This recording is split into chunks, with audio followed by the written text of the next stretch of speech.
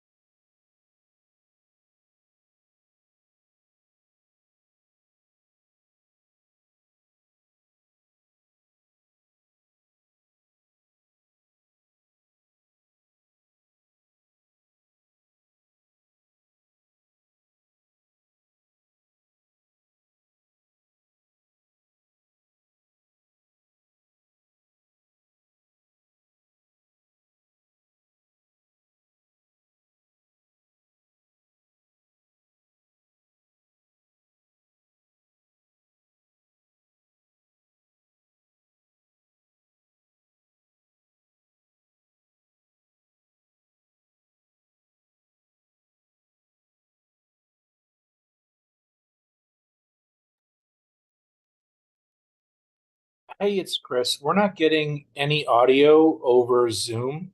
Could you unmute the village clerk? That better? Oh, there we go. Okay. Okay, so, Commissioner Kenny, additions. I have a couple of quick things. So, this Friday, we're echoing again in here, aren't we? Yes, I was gonna say, Chris, I think it's on your side, 'cause until you said that there was no echo.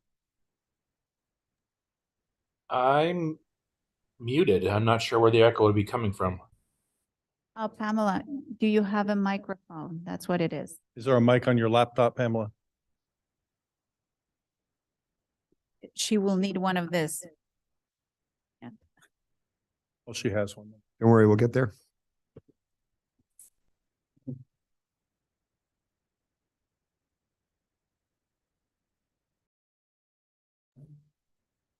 Sounds better. Okay, Okay. Commissioner Kennedy. So, this Friday is Veterans Day, and Veterans Day is one of the proclamations that's normally on our list of monthly proclamations, and it didn't make it onto the meeting. So when I noticed it, I contacted Chris and Pamela, and they said nothing could be added late.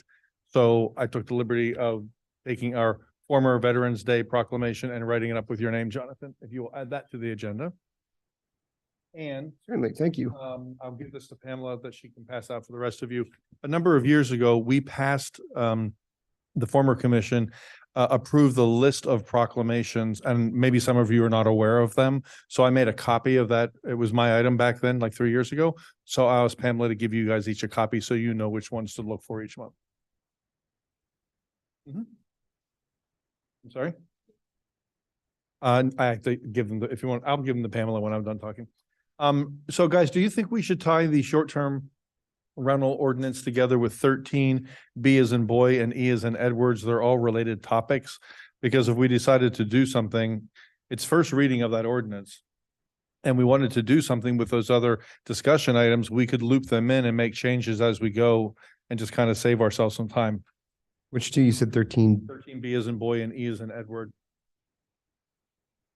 They're both related to short-term rentals. 13B are the Chris's proposed changes, or maybe I should, Chris, maybe I should characterize them as your discussion items. And then 13E is the noise nuisance topic that I have a couple of questions about, and that also refers to the short-term rental ordinance. So it seems to me that maybe we could just sort of lump them together and have one conversation. Think that'd be fine? This is Chris's item, right? Both of them? Both of them? Yes. Chris, are you in alignment? This is on the same topic to merge? Yep, no issues. And it's. And I'm then, good with that too. Finally, I had two items. They're very soft items that I intended to add to this agenda. Totally my bad. I missed the deadline. Now, so I'm going to follow my sword and say I missed the deadline, but I am going to explain that our resolution for meeting procedures requires us to submit our items 10 business days before the meeting. But for as long as I've been a commissioner, it's always been 10 calendar days, which gives us 2 extra days. So it very clearly does say business days. but the village never did it that way. So I thought I had till Thursday to get my stuff in. And when I submitted it, I was told it couldn't get on the agenda because I missed a deadline. Fair enough. I missed the deadline. And now I know, and I won't do that again. But it is the deadline I've been working with for 3 years as a commissioner. So, or going on 4 actually. So I have 2 items that I would like to add to the agenda. They're very soft. We can put them in new business at the end. If we don't get to them, we don't get to them. The first one is Martin Luther King Day of Service. It's January 15th, and I wanted to have a discussion about that because the village has never organized anything, and I wanted to have a conversation with you guys about that. And the second one is our 2024 meeting calendar. We need to pass those by a resolution, and we've also had a discussion about time starting. So that resolution has to be passed at the December meeting. So if we want to have a conversation about that tonight, it should happen tonight so it could all be tied up nicely for us in December. So those were the 2 items. One's a procedural thing, the calendar, and the other is MLK Day of Service. Okay, so I have that as 3G and 3H. And if you're amenable to adding them to the agenda, Pamela has copies of my original agenda item that you would have seen on the agenda. And she can pass them out so you have a minute to kind of scan it before we discuss it. Okay. All right, so how do we feel about adding those 2 items to new business, 3G and 3H? Any objection to adding those 2 items? You may not. But it's there if not. I'm okay with that as well. Okay. Yeah. All right, great. So thank you, Commissioner. Do we have any other proposed additions, deletions, or withdrawals from the current or the agenda as it's been amended? Okay, hearing none. So just a very brief recap. What I have here is an addition of this proclamation for Veterans Day and the additions of the new business 3G and 3H. That sound right? And tying together the short-term Yes, ordinance, correct. 3B and E, and seeing if maybe we could sort of consolidate things a bit there. Okay. So with those changes, I'll make a motion to approve the agenda. Okay, we have a second? Second. Okay, all in favor? Aye. Okay, so the agenda is approved as amended.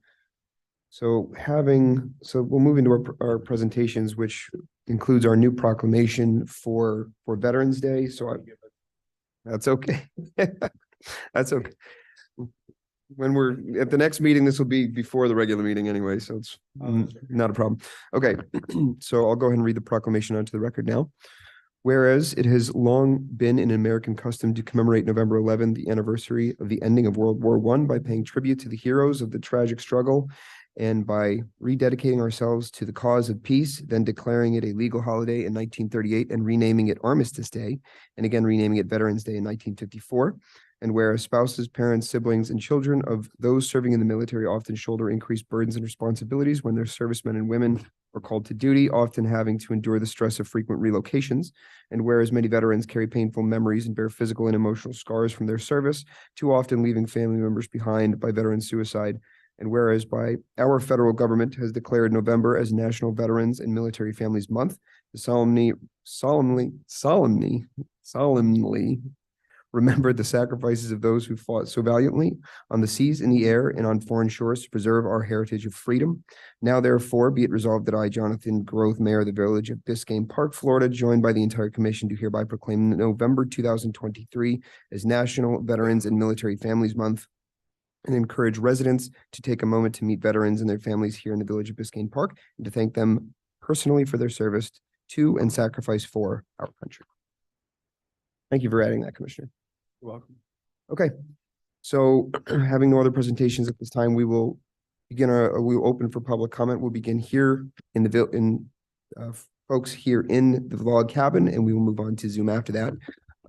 Please remember that public comment, please state your name and address, and public comment, thank you, is limited to 3 minutes per comment.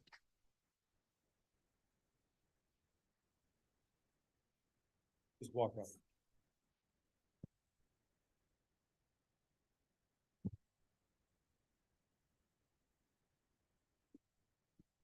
Good evening, everybody. My name is Cindy Hewitt, and I live at 16630 Southwest 80th Avenue in Palmetto Bay. I'm speaking now because it's a bit of a drive, so depending upon how long it takes to get to the topic. So thank you so much for giving me the opportunity to speak with you about the concerns that have been raised regarding community cats. which includes all free-roaming cats, whether they are owned or unowned, in Biscayne Park and the proposed ordinance number 2023-12. When considering potential legislation, I respectfully suggest you ask this question. Do you have any examples where such ordinance provisions have proven effective at reducing free-roaming cat numbers? Implementation of targeted trap, neuter, vaccinate, return not only reduces the population of cats over time, but it reduces or eliminates many behaviors considered objectionable, such as howling, yowling, fighting, mating, and spraying. Caretakers can be educated on responsible feeding to prevent littering, as well as how to avoid attracting wildlife. Residents who do not want cats on their property can be provided information regarding deterrence. Complaints and disputes can be referred to a committee of volunteers who work to reduce or resolve these issues. This benefits all residents of Biscayne Park, whether they like or dislike cats. Additionally, TNVR reduces public health risks. Cats are vaccinated against rabies and act as a buffer between wildlife and people. It reduces impact on wildlife because well-fed cats hunt less than cats that must hunt for food, and even improves the health and well-being of those cats. Sterilized cats are less likely to fight, roam, and get hit by cars. They typically have better body condition scores, meaning they have better weight. Some can be periodically treated for internal and external parasites if they are bonded with their caretakers. For TNVR to be successful, colonies must be monitored by a caretaker. Feeding these cats on a regular basis is an essential part of an effective trapping program. Cats become acclimated to receiving food at specific locations and times, making it possible for caretakers to monitor the colony for any newcomers or animals in need of assistance. Regular monitoring facilitates trapping of new cats before they reproduce. There are many local advocates who have assisted other communities with TNVR, and several who have already trapped here in Biscayne Park.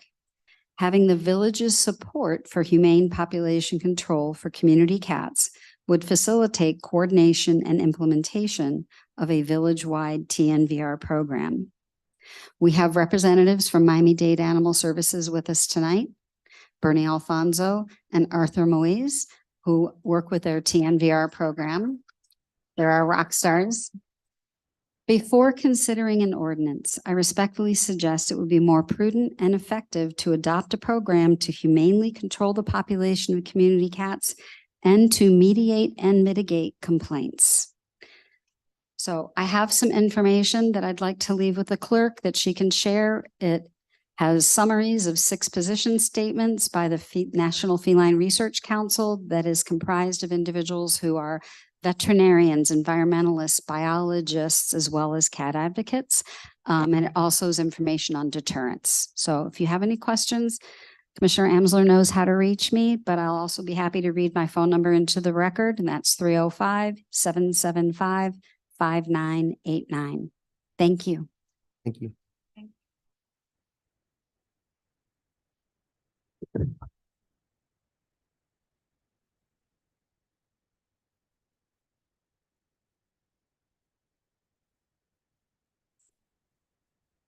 Anybody who wants to speak, just walk up.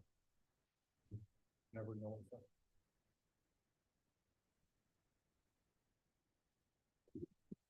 Good evening. My name is Lico Miles. I live at 1130 Northeast 121st Street. As a resident of Biscayne Park, I just wanted to echo the sentiment of Cindy. Thank you very much for your comments. We are a family that looks out for the well-being of the animals in our neighborhood. And we'd just like to add our comments to the record as well. One comment I'd like to make is just that a change to the code, as Cindy said, will do nothing to mitigate the underlying issue of the cat population control. Only the TNVR can affect the population. Proposed changes sometimes will also allow neighbors to weaponize the code and bring personal disputes into this ancillary and kind of subjective issue. There's also the NIMBY attitude, I think, that is not appropriate in this situation because it is a very, very complex situation, and just saying not in my backyard is not a solution to the problem. I'd like to read a bit from the National Feline Research Council as well. Like all animal sheltering issues, how best to manage unowned free roaming cats is a matter of public policy and as such heavily influenced by public opinion. Residents whose tax dollars typically fund shelter facilities and staff play a key role in which options are discussed, debated, and ultimately adopted as official policy. Local news reports regularly describe passionate debates over free roaming cats and how best to control their numbers, and policymakers can easily find themselves caught in the middle, unsure of TNVR's merits and public support. In a national survey commissioned by Best Friends Animal Society and conducted by Luntz Global in 2014, respondents were presented with the following scenario. Suppose that most of the stray and feral cats entering your local animal shelter were killed there, either because they were not adoptable or because the shelter needs the space for other animals. Respondents were then asked to choose from the following 3 options for managing the population of these cats in your community. Sterilize and vaccinate healthy stray cats and return them to where they were captured, TNVR. Impoundment by shelter staff, followed by lethal injection for any cats not adopted, or do nothing and leave the stray cats alone to fend for themselves. In this survey, 68% chose TNVR, 24% chose impoundment or lethal injection, and the remaining 8% indicated they would prefer to do nothing about the cats. TNVR support can be seen as an extension of the public's generally compassionate attitude towards stray cats and dogs and other animals in the community. Surveys typically find that more than 1 in 10 households feed stray cats, for example, at least occasionally. Although such survey results vary considerably, ranging from 11 to 26%, even on the low end rates suggest that this is a relatively common practice in the US. Plus, the result of the American Pet Association's 2017-2018 National Pet Owners Survey found that 25% of cats are obtained directly from the stray population. These findings are likely rooted in the same attitudes and beliefs underlying the public's preference for non-lethal methods of population control, and TNVR in particular. The positive public support reflected in these surveys described above has, in communities across the country, translated into policies and practices amenable to the TNVR programs for managing stray cats.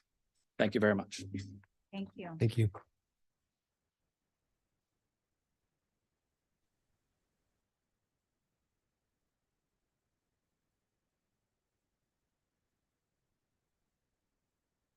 Hello, my name is Cassie Miles. I live at 1130 Northeast 121st Street. I did see the Zoom meeting in August and I thought it was a lot of personal opinion, so I would like to stick with fact here. Okay, so this is documented from the National Feline Research Council, what to do with feral cats, examining TNR for population management. As communities across the U.S. consider how best to manage their population of unknown free-roaming cats, the trap, neuter, return TNR method is receiving increased attention. The following analysis reviews the impact of TNR on free-roaming cat populations in animal shelters in a wide variety of contexts. What will fix the issue? Again, facts. What is TNR? Why is it sometimes called TNVR? TNR is a non-lethal technique for managing unowned free-roaming cats. The cats are humanely trapped, spayed or neutered by a licensed veterinarian, ear tip, the universal sign that they have been sterilized, and returned to where they are trapped. 2 key benefits of TNR, as various peer-reviewed studies cited below demonstrate TNR can be an effective method for both reducing feral cat populations and reducing the numbers of cats and kittens entering the local animal shelters. So number 1, that is reducing feral cat populations. Implementing the intensity of TNR has been shown to stabilize, reduce, and even eliminate free roaming cat populations at a local level. And then the second one will be the number 2, shelter intake reduction. Okay, so thank you. That's it. Thank you.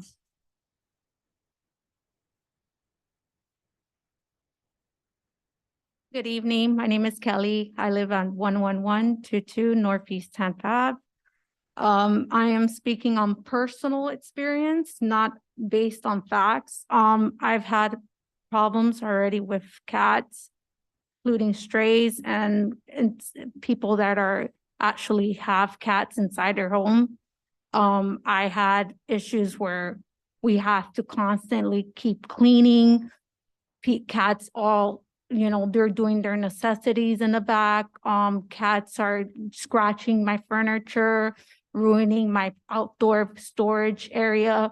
They're actually ruining every aspect of the vehicle, of the hood. I have my neighbors that are having issues with the cats, and we don't know what to do anymore. We have people that are feeding them constantly outside, and it's becoming an issue for me, for my mom. I don't know what to do. So we're at a breaking point where we don't know what else to do with these cats. I know you guys love cats. I love cats too. But when they're your cats, just bring them inside your home because it's already causing too much problem for other people. Thank you.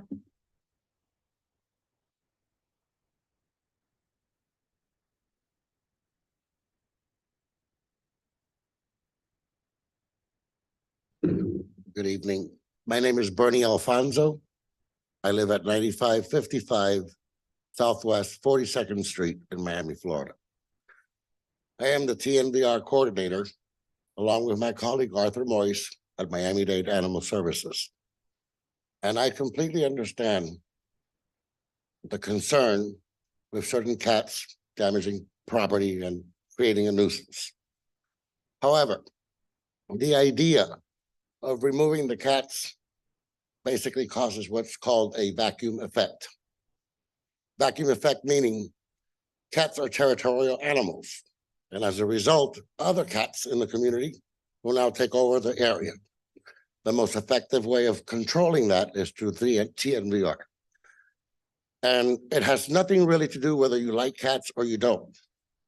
It has to do with coexisting. And I can tell you that I am here to testify.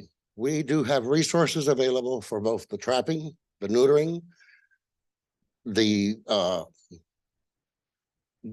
control, the management control of the cats. We're dedicated to do, we are dedicated to offer you that support.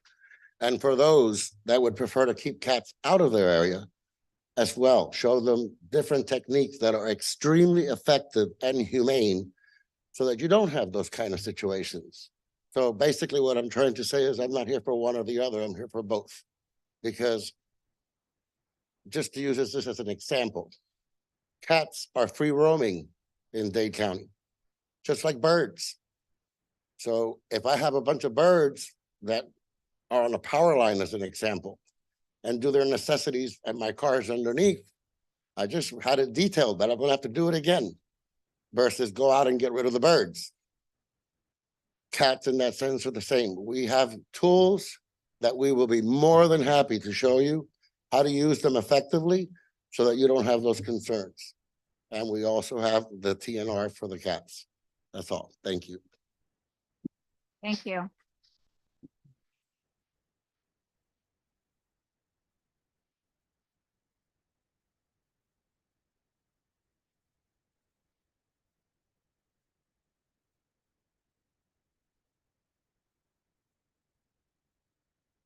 Good evening. Can you hear me?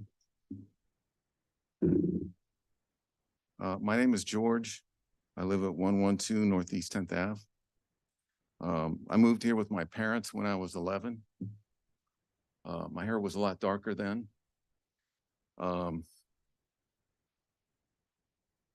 They've been here since I was a kid, the cats. And we never had any problems with them. I mean, usually responsible people, they fed them, they took care of them. When they needed medical care, they took care of them, but they were always allowed to roam free in the yards. And as kids, we never had any issues with them. There are 500,000 stray cats in Dade County. You get rid of the cats here, that we have spent decades trap, neutering, vaccinating, deworming. They're a stable indigenous population of cats that we have here, the colony that's here. It's a Biscayne Park colony. There is a humongous colony on the other side of Peachtree Drive. And I don't know if you've ever been on that other side of the railroad tracks over there. Those folks over there don't really do much for the cats they have over there. They don't do any trap, neuter, and return that I could see. And there's a large population of kittens over there. You drive through there and you'll see them scattered everywhere. And some of them are not doing well. They're dying over there because nobody cares. We create a vacuum here. We create a hole. You look at the map of Biscayne Park and the surrounding area, you're going to make a hole here. That hole is going to get filled in by these unneutered, unvaccinated, sick animals with parasites. Now, there's an issue about parasites. I do work in the yard. My parents that moved here in 1966, they worked in the yard and they used something that I still use when I work in the yard. These are very good at keeping your hands from getting any kind of parasite. And I will tell you, there are parasites in the ground that were here before any of us were here, and they will be here long after you're gone. There are parasites, particularly nasty bugs, that are spread by raccoons. If you are an unfortunate person that happen to have a raccoon latrine in your yard, you know what I'm talking about. It's a reasonable thing to do to use this if you're going to work in the yard. They're relatively cheap and easy to put on. Now, I do want to say that the local environment has adjusted to these cats for decades. This is not a new problem. These cats were here when I got here in 1966. And you can do whatever you say tonight on your ordinance. They don't read the ordinance. They're going to do what they do, what comes natural to them. And they're going to come out from the periphery areas of Dade County, 500,000 strong. You will run out of money before you run out of cats. Okay? So you're not going to be able to resolve this problem by a very nicely grammar-wise written ordinance. That's not going to work. Not only that, you're going to annoy a lot of Biscayne Park residents by weaponizing code enforcement and turning them into violators. These people, they're a significant group. I don't want to interrupt your thought, but Okay. you're a little over. I'll cut it off then. This is a significant group of people in the park, and they are legitimate voters. Might want to think about that. Good night. Thank you.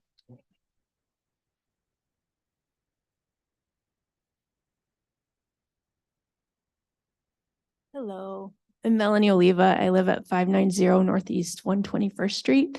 I am one of the residents who traps cats along with several people over there. We've been doing it. We've been adopting out cats from our yard ever since we've lived here for 9 years. I see it as our responsibility as residents to help these cats to maintain our area. And ever since I met Mika, one of our neighbors, during COVID, we actually met through cats. We have been cleaning up. I don't want to say cleaning up, but we have been stabilizing the population on the west side of 6th Avenue. We've seen a big difference. These cats are not aggressive anymore. They're well taken care of. They're healthy. They're not going to be destroying property. We do feed some cats outside because when you're trapping cats, that's what happens. Not every cat is adoptable. Some have to live outside. Some get fed at 3 homes because that's what they do. But so we're not going to eliminate those cats. We don't want to be violators. We don't want to be fined. We want Biscayne Park to come together and create a plan that will help us because we're spending lots of our own money on this. So thank you. Thank you.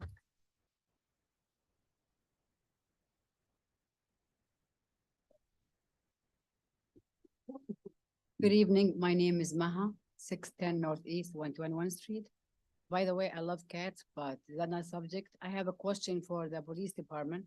The question is, I've been, for the past few weeks, I've been watching, I haven't seen any police officer by 6th Avenue, which is where the speeding and more accident.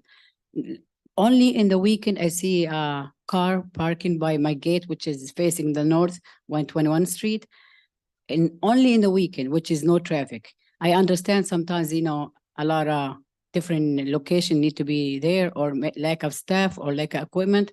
I would like to see more police in 6th Avenue because 10 years ago, I had damage to my fence and my grass because of police chase. I end up paying for it, my insurance. Also, last year, an accident, motorcycle, and he's paralyzed. The point is, I need more officer, more police to be in 6th Avenue. And also, 2 weeks ago, the code enforcement came to me, a female and male, and they said we need to, we will complain because of the tree and the hedges, which is I took care of it. And my side, I took care of it. Then previously I spoke to Mac, always if I have a problem, I talk to Mac. He always the solver for the problem.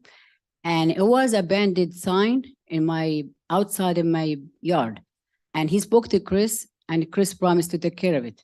I mentioned that to the code enforcement. They came and she looked at it. She said, oh, this is for a private company 2 weeks ago. She said, I will take care of it. It's still hanging there. Public Works come to clean the median. They avoid it and they clean over it. They never bother to take care of it. When the grass man, the yard man took care of it to cut underneath, was totally dead. It's just sometimes you ask me to do things, I took care of it right away. But when we ask, to me, it's a two-way street. So please, someone to move the bandit sign and more police. Thank you. Thank you. Dan Keys. I'll speak about cats later on. Basically, I agree. It's weaponization of the code, the ordinance that you're proposing, and I don't agree with that. Later on in discussion, we're going to talk about spending $90,000 on pickleball courts in the village. From my understanding, 10 to 20 people have asked for these courts, and that's a lot of money for that particular item. I think that lots of things, including paving roads, et cetera, that money would be better spent on. Next, I want to thank the village for finally addressing the weedy conditions of the 6th Avenue median. After 6 years of my pleadings on that issue, we've managed to accomplish this task with our existing workforce, as had been done for many years with the same or smaller staff. Thank you.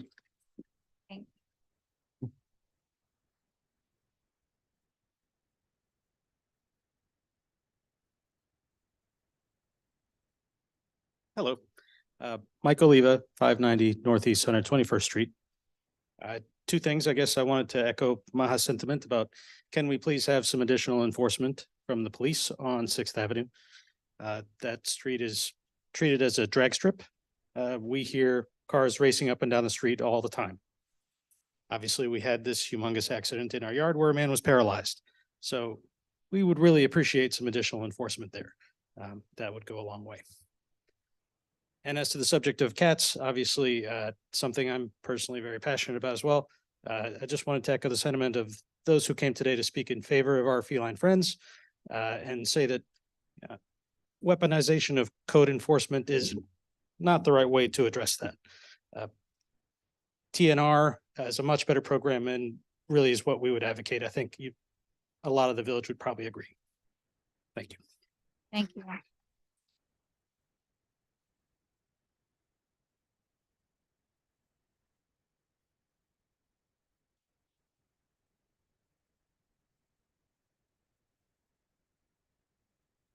Good evening, Howard Goldman, 11950 Northeast Sixth Avenue. I've been here for the last 3 or 4 meetings to discuss pickleball, something that I've been an advocate of for several courts in several different townships and villages. I've watched it help the communities grow as a community. Just this evening, I just counted before I came up here to see how many people had sent me a notice or the group a notice on our WhatsApp groups, and 14 different WhatsApp pickleball groups within a 10-mile radius are talking about, hey, let's get together this evening and play. Let's get a game.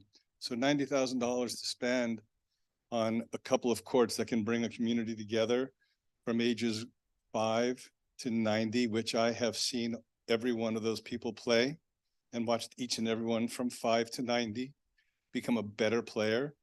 I've been to many a barbecue, cocktails at people's houses, meeting at restaurants after we're done playing to enjoy an evening together. My wife and I have made more friends through pickleball in the last 5 years than we have in 15 years of being here in South Florida. So I can tell you that it's a whole lot more than just a game. It's a community thing. It really is. And if you look at what we have going on in our park right now, it's a great thing that was built several years ago with the kids park right there in the corner on the northeast corner of the park where the children play. That's a wonderful thing to see. It's a wonderful thing to see the basketball court being utilized. I'd say a high percentage of those people using that basketball court are not residents of Biscayne Park, but at least it's utilized, which is really wonderful to see. The rest of the park is rented out through other people for soccer from other communities. I'm a firm believer, and I'll stand up to anybody who wants to show me wrong later on or right and thank me. When we have these courts, you will find community members from Biscayne Park coming together, playing together, and enjoying private, personal time together. Thank you very much. Thank you.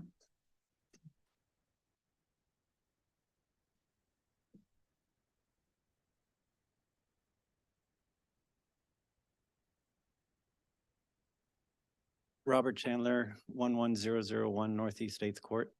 I just wanted to talk about the cat situation. Can't really say I'm a cat lover, but I've had cats all my life. My family and the way I've adapted it is there's cats that are in the Humane Society, and I always feel like I have to have at least one cat in my house. Of course, when you get it from the Humane Society, it's neutered. When I have brought a stray cat in, we've neutered it. We have tried twice, attempted to keep a cat inside. The longest we ever had was a year, and I'm not going to force a cat to stay inside.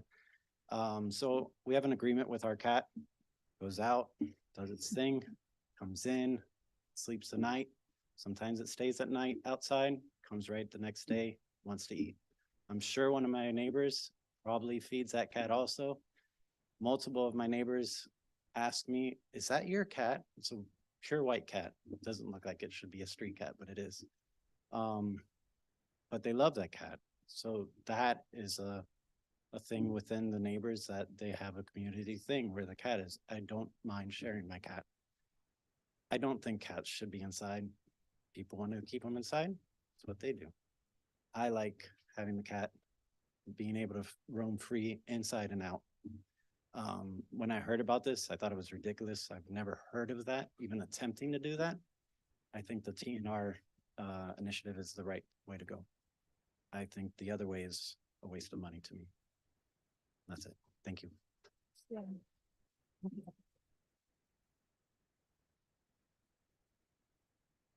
Good evening, folks. My name is Arthur Morris, TNR Coordinator for Miami-Dade Animal Services. I live at 7909 Delito Boulevard, Miramar, Florida. I grew up right up the street, went to Miami Central, so I know the area well. I've trapped many, many houses in this neighborhood, a lot of which, if I'm not mistaken, this is there's like a bird sanctuary in here somewhere.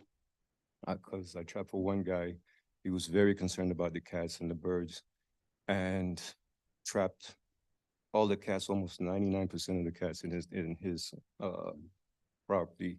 Hasn't called me back since, so he hasn't had any problem with birds.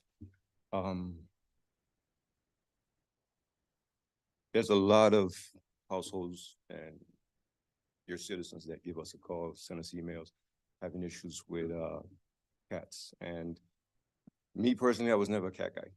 Always loved dogs. Right after I got this position, I mean, I went to Central, graduated, went to the Navy, and came home, drove trucks for 20 years. Tried to get a twist in what I was doing, find something, and I love my job now. Just being able to create and provide a program as TNVR, because had I joined Miami-Dade Animal Services when they were euthanizing cats, I wouldn't be there right now. So to see someone come in, bring in a program that actually works, and it's been proven, it's been, these ladies can come up with the proof that, there's been actual places that have done this program and eliminated all the problems when it comes to free roaming cats, just wildly populating the areas. So that's one issue. You take away all the cats, what do you have? There's nothing to kill the rats. So now I have seen this at Walmarts with Dixie's. You take away the cats, now you got a bunch of rats, and rats are, when they get hungry, those same bird's nests with all those eggs, and they share. So your bird population is gonna go away faster than if the cats were here. It's an ecosystem. That's what we have to do, coexist with these guys so they can help us. And they help, and we help them if we help them. So getting them sterilized, and it's a free program. Miami-Dade Animal Services has, I gotta say, it's the best program out there. We provide 7 days a week TNVR program. You can go right to Broward and they're gonna give you a voucher for maybe 10, 15 cats. We provide this service 7 days a week. We have a after hours program where our volunteers, we have a gorgeous, amazing team that goes out and traps cat on their own dime. Sometimes we pay them a stipend for each cat that they bring in, but they go out and they actually do the job. They spend their resources, fuel, gas, their vehicles. They go out, they trap these cats, they bring them in. Okay, so they're amazing people. They spend their resources, they do their thing, but it's a free program. We're even willing to bring our mobile unit out here to actually have an event. If you guys have cats in your neighborhoods that you need trapped, spayed, neutered, or you have friendly cats that you can pick up, bring them to us. We'll get them spayed, neutered free. So the resources are there. Arthur, sorry, the information is very helpful. Thank you. You run. No problem. The resources are there is all I'm saying. Thank you so much. Thank you. Thank you.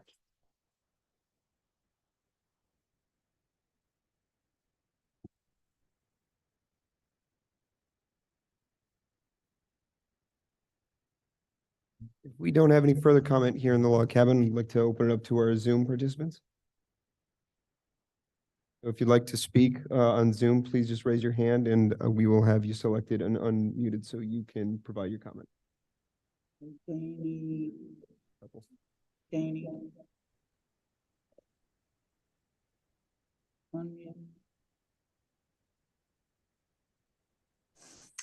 I'm sorry. I didn't hear. Was that me? You're good now. Okay, can you hear me? Yes. Yep.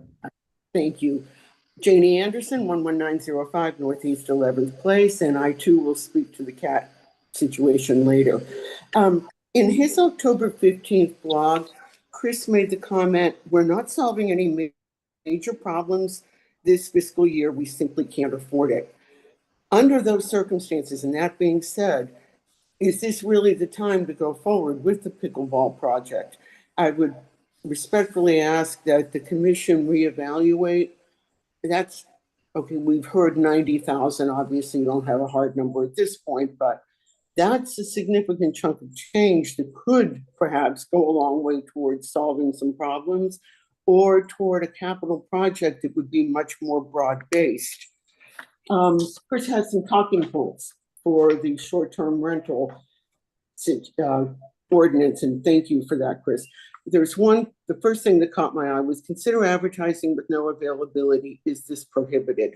Not sure exactly where he's going with that, but the clause in the ordinance that says even the act of advertising a short-term rental, if you don't have a license, is an offense to the ordinance. That's really critical. If you remove that, you're going to see a free-for-all. We've had several people come in front of the board saying, well, I was just testing the waters. I don't have availability. I didn't rent. You can't expect code to have to like monitor day after day after day each short-term rental. You really need to keep that clause, because once you advertise, you are showing a willingness to rent. You have the ability to rent. That's a critical clause. There's section 11E. There's the comment, can we include code violations not listed in this chapter? Again, I'm going to be interested to hear exactly what he means with that, but that sounds like something that should happen. And as far as the renewals, he's asking, could you do a rolling 12-month period versus everything all at once? That would ease the burden on code. But would it? Unfortunately, we don't have a great history of tracking things. So now, yes, everything expiring in the same month, granted, that's a big volume. But if you start spreading it out, that's a lot of tracking that has to happen, notices that have to go out. Again, we've just never been real good at that. So I have to question whether that's a benefit or not. And the last thing, under the noise situation, it says renters will be cited for noise that disturbs the peace. I believe that would be owners, because I've never seen renters cited, in that obviously they're transient, they're particularly transient in terms of short-term rentals. And the appeals process, that was my last comment.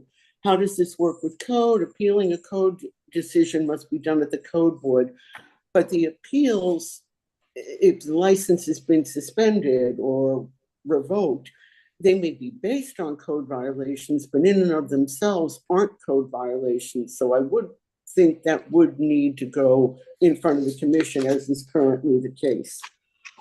That's the last of my comments. Thank you. Thank you.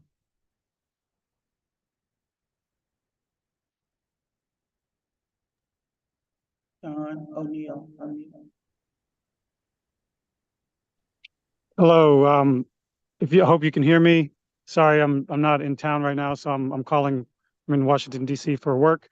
But as I know, many of you know my name as someone who purportedly is anti-cat, which is not the case. But I do want to speak on this issue because I mean, this issue came up for us because we were experiencing property damage and also experiencing some you know, the lack of enjoyment of our property because we were dealing with cat feces and other issues, you know, dead birds, and we have cat allergies, and they were all over our patio furniture. So, you know, but I not to steal the thunder from the commissioners, but I'm sure they'll say at the appropriate time that some of the issues that I've been hearing people talk about as far as getting rid of cats and you know, all this TNR stuff. I mean, I think that's great that people are doing that.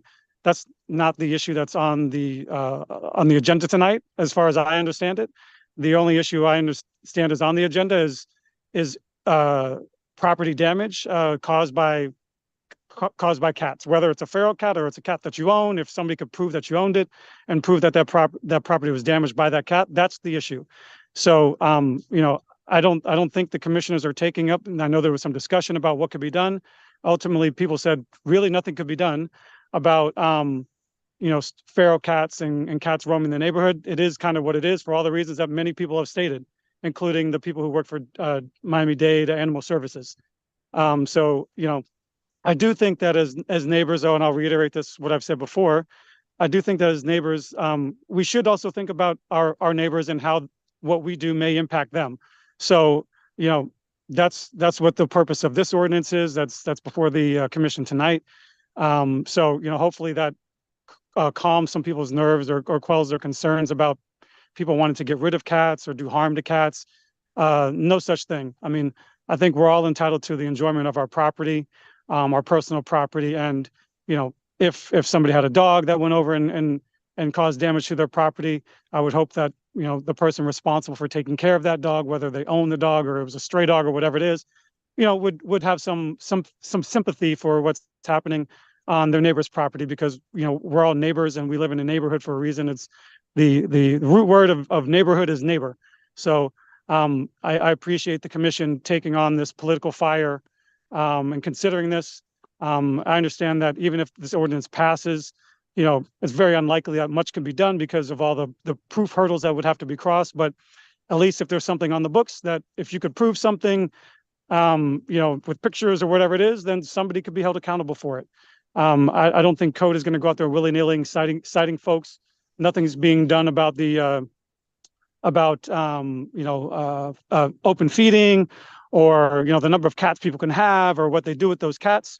The only thing is if there's some sort of damage caused. So, you know, again, I think the commission and those commissioners who are, you know, potentially in support of this, I thank them for their courage in the face of a lot of fire that seems to be slightly misdirected at what the actual issue is and what the actual ordinance is. So I'll end with that. So thank you very much. Hi, can anybody hear me? Yes.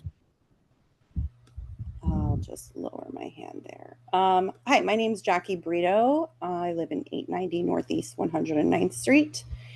My family and I have lived here in Biscayne Park for over 30 years. We actually live in the home directly across from the Public Works facility. And for those who may not know, 30 years ago, Biscayne Park actually did their own garbage collection and pickup, and those garbage trucks were stored across the street from our home. That facility is still there, and we've now outsourced garbage, but ever since we've lived there, we've always had a rodent problem. Not one we've ever brought forth, but one problem that definitely still persists till today. We find ourselves to be resourceful residents and found that a great solution to this problem was to have an outdoor cat. And ever since we've lived here, we've always had an outdoor cat, and our outdoor cat have really helped to maintain the rodent problem at bay. I believe that we should enjoy our home, as the gentleman right before us said, and we should enjoy our property. And having rodents crawling along your fence and in your yard is not at all enjoying your outdoor space. So it does present a large pest problem. Obviously, the proximity we think of our home to that facility created this problem. So I think that when we look at creating solutions for one problem, we have to look at it across the board. So in this particular case, I see this ordinance as a huge problem to us, because thanks to our outdoor cats, we've been able to keep this problem at bay. But if our cats were asked to be indoors, which by the way, I do not think that any of our cats would be comfortable or safe having grown up outdoors, and just being in that natural environment is where they thrive. So one, there's that issue, but two, if you remove our cats, and by the way, we're one of many outdoor cat owners in that area who I'm sure also have cats for this similar reason. So I just feel like this ordinance feels very rushed. It's not looking at the problem from every angle. I don't know if this is, I don't know what the solution is, but creating this ordinance is going to present an unsurmountable amount of problems on that side of Biscayne Park where we do have that problem. I think perhaps investing in pest control, perhaps keeping that area cleaner so there aren't rodents, that could potentially be a solve. I don't know what it is, but as of right now, if you remove the cats, we have another bigger issue to bring to the table. And like I said, it's not been anything we've ever brought forth because the outdoor cats were the solution for us. But this ordinance really does present a big issue. And I think that the commission should really think very deeply about this before making a decision, as further problems could be presented. Thank you. Long.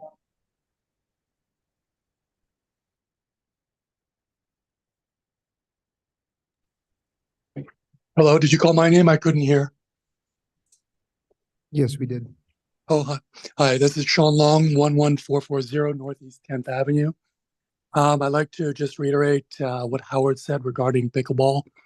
I know there's been a couple people that are questioning the investment.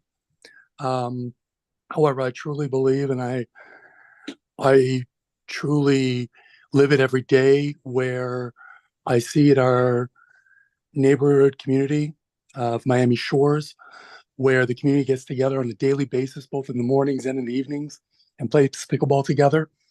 I just sent a message over to a friend of mine who's playing there currently, and there's currently 24 people there playing pickleball. And what time is it right now? Past 8 o'clock in the evening. And yes, they have lights there. However, during daylight hours in the morning, when I'm there in the mornings, from 8 a.m. onward, because that's the closest place for me to be able to play, there's at least 30 people there every morning playing leisurely. And then on the weekends, same thing, families going out there, having a great time together. I truly believe that if we made the investment in our sporting facilities, the benefit to the community definitely makes sense, and the investment is a worthwhile investment. That's all I have to say today. Thank you.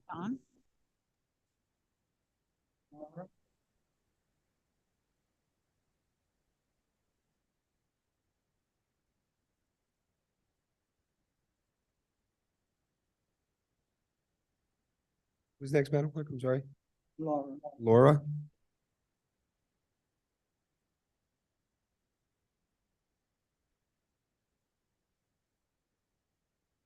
Laura, do we have a Laura? Maybe we can come back. We'll go to Gage. Gage, okay.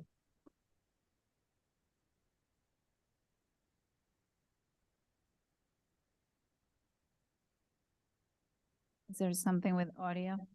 H, we can't hear you. Hear myself. Yeah, I don't see that, don't see it. Hi, can you hear me? Sorry. Yes. I apologize. I thought I was going to be unmuted. Hi, Gage Hartung, 1029 Northeast 114th Street. I apologize for not being there tonight. I did send a letter that would be read for the cat ordinance. I am in support of it. This is not banning cats. It's actually just giving the code enforcement more tools to enforce nuisance and to help out. But I also, the reason I'm here is because of the pickleball. I'm just curious, I'm somebody that's pretty well tuned in with the village. Where was this worked out as a community, something that the community wants, or is this something that a few residents petitioned commissioners to get it put on the budget? Because, you know, there's pickleball sounds great, and the previous speaker just kind of spoke to the issue of having 30 people waiting for a pickleball court in the morning, and then 20 people playing pickleball at night. I don't know if the commission has researched all of the noise issues that have been developing around pickleball courts, but a lot of the country clubs that I work in have now having to deal with local residents that live around the pickleboard courts, having to deal with consistent noise, and we do have a noise ordinance. So I hope that we are looking at that, because as the residents around the park are probably not aware of what's going on, because seems like it was kind of brought in through a budgetary process and not actual community input. You know, there's going to be an issue after the fact, because we're going to have people lining up from outside the village to play on our pickleball court all day long. And then the poor people that are trying to sleep with their bedrooms 50 feet away across, you know, 8th Avenue, 115th, 113th Street, they are the ones that are going to burden the brunt of this latest, fad basically. So I hope that this pickleball issue is well thought out and not just something that was brought up because we have a couple very well vocal residents within the park. So I hope there is a lot of public community input on this prior to actually spending the money on it. So thank you very much. Thank you, Gage. Next panel, clerk. Lori Zeman.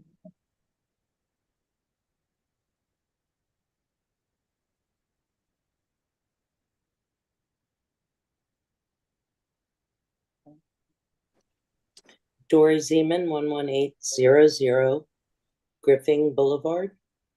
A couple of things. As far as the pickleball, this would move Biscayne Park into this century. I mean, we've kind of been locked in this village. I've been here 50 years, my parents here before me, my kids after me. And there really hasn't been much progression. We don't have new roads. We used to have our own sanitation. Now we farm that out. We have our own police department. That's great. We have a phone number for them that no one mans. Nobody answers. I had a little issue. Looked up the number, called, and they refer you to another number. I think that pickleball by whole will bring this community together. Gage mentioned the noise and people lining up and waiting. We're talking about 2 pickleball courts. Miami Shores Rec Center started with a couple, and it's now expanded to, they can facilitate 8 courts now there. So when you're talking 24 people waiting for that many courts, it's relative. We're just talking about 2 courts. We're not talking about lights, so there won't be people at night lining up because you can't play pickleball in the dark. I think this would move Biscayne Park forward in a very positive way. And you can't really put a price on health and the health of a community and unity in a community. So that's the first thing. This cat ordinance kind of blows my mind. Recently, I've heard that the pit bull ordinance has now dropped so we can have pit bulls in Miami-Dade, but Biscayne Park is going to put cats on leashes. Sounds like, wow, we're safe now, right? Not really. We've had indoor, outdoor cats. We now only have an indoor cat. All of my neighbors, I know, we all know the outdoor cats. We all know the indoor cats. When one is injured, we come to its rescue. We are a community, and that's what communities do. If my neighbor's cat causes damage to my home, which it has, I address that with my neighbor, and that's how we settle that issue. So it's not really, I have bird feeders. I feed everything. I live on the canal. I think it was Jackie Brito that brought up the rodent problem. Major problem living on the canal. You wouldn't believe all the rats that come to the bird feeders.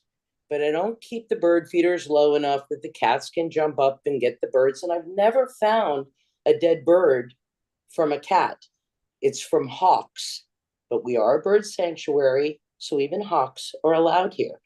So I think that the ordinance is ridiculous. I think that we need to move forward with the pickleball, and we're not talking about a big pickleball deal. We're talking about 2 courts in a rec center that has kind of lagged in progression over the years. So that's all I'd like to say. Thank you. Yeah. Thanks, Lori. Do we have next, Madam? Am Clerk? I, Laura? can I speak? Sorry, I had a technical issue. Go ahead, Laura. Hi. Laura Graves, 11725 Griffin Boulevard. I am talking in respect to the possibility of putting pickleball courts in I'm relatively new to this sport. I started in May, thanks to my lovely neighbor Dory. And I play in Miami Shores a couple of days a week. Love the sport, love the camaraderie, love the competition, but most importantly, I really love the way it brings people together in something fun and healthy. And I think it's very much needed in our community. When I play pickleball in Miami Shores, I actually have to pay to play every time. I would love to be able to just walk down the street and go and play pickleball in my own community with my community neighbors and meet new friends. Gage had mentioned something about the basketball courts and you know, how they're utilized by people that are community members and non-community members. You know, there is noise that comes from the basketball courts, so I don't know that that is a real valid concern that the pickleball courts will cause more issues, but I'm all for it, and I look forward to it hopefully coming to fruition. Thank you. Thank you. That was the last one? Okay. Okay, so that concludes the public comment portion. So let's go ahead and move on if there are any specific commission reply to comments at this time. I have a quick one. Sure. I think it came up a couple of times as far as how does this whole pickleball thing start? I just wanted to clarify that I brought it up. It wasn't brought up initially by anybody in the community. Obviously, when I brought it up, and then people started, you know, reaching out to me in support of it. But the reason that I brought it up initially is because my niece is the assistant director of parks in the city of Miami Beach. And one day she invited me to go play. She's an avid player. I'm not so much, but I have played a couple of times. And we got to talking about what were the changes that she saw when the city of Miami Beach started in building pickleball courts. And one of the things that she said, which stuck in my mind, was the amount of community involvement with folks that never came out to the park before. In Biscayne Park, you know, the adults in our community don't really use the park. They may walk around the park, but there's really nothing there for the adults in our community at the park at all. We have a huge field that is rarely used for what it's intended for. And, you know, we discussed not changing anything as far as bringing anything down or, you know, displacing anything that we currently have, but we have an area there that we can certainly put these courts. So that's where this started, was based on a conversation that I had with my niece, and how they started seeing so many adults in the community coming out and actually using the parks, and then enjoying the facility. You know, I know for a fact that our parks are not used by the adults in our community, and the majority of the people that use our parks are not even residents of the community. So that's how this started, and that's where, you know, this idea came from. So I just want to make sure that everybody understood where that came from. That's all I have. I'm sorry. I'll ask after everybody if everybody replies. Sorry. Any other reply at this time? I just want to say, we're going to have a big conversation on the cat ordinance and on pickleball. So I'll save my comments until then. But I want to say thank you to all the people who came out, and I really mean that. And you all know, I know many of you, most of you, and some of you I have not met, or I met tonight for the first time. And you know that I'm the person that brought this ordinance up. So we're on opposite sides of this topic, but it doesn't mean we're adversaries in any way. So I want to say thank you for coming, because resident engagement and outside engagement from people outside the village as well is never anything but fabulous. It keeps us on our toes. It makes us do our job better. And some of you provided some insights here that were new to me. So I appreciate that. I just want to say thank you for coming, and we'll have a more robust conversation here shortly. Well, I don't run the meeting. we'll have public comment again for these issues when we get to the ordinances, but we've closed public comment for that, but they will reopen when those issues come up. Okay, any other reply? I think echoing to what Commissioner Kennedy is saying, I want to give context on how I got to meet virtually, some of you, because not, this is the first time I see some of your faces. And it was just dialing 311. I just called 311 and said, hey, I have an issue with cats, allegedly an issue with cats in the village. What would I do? What are the steps to follow? And within 48 hours, I got in touch with the director of animal service for the county. And she actually addressed that there's many resources available and there are many programs in different counties and cities and towns being explored. I asked her about a lot of information in terms of data, things that I've been asking to measure, size the problem. Anyhow, thank you for coming. We'll talk about it later, but I want to say sometimes you don't really understand the impact of an issue until you do due diligence, pick up the phone, talk to those that actually do. And that brought me to a lot of you to connect with me and give me your perspective, which we've heard some of tonight. So I appreciate you all coming here on a Tuesday night. Thank you. Okay. So If I may, if nobody has any more comments, I just want to ask the attorney a real quick question. So our last meeting, Commissioner Amsler came up with some great ideas on how we can streamline our meetings. And one of the things that's already in our procedures is that, I'm sorry. One of the things that we currently have already is that, we have a 5-minute limit that I guess has to be called or has to be requested. So my question to you is, I'm going to do it for every single item on this agenda. Okay.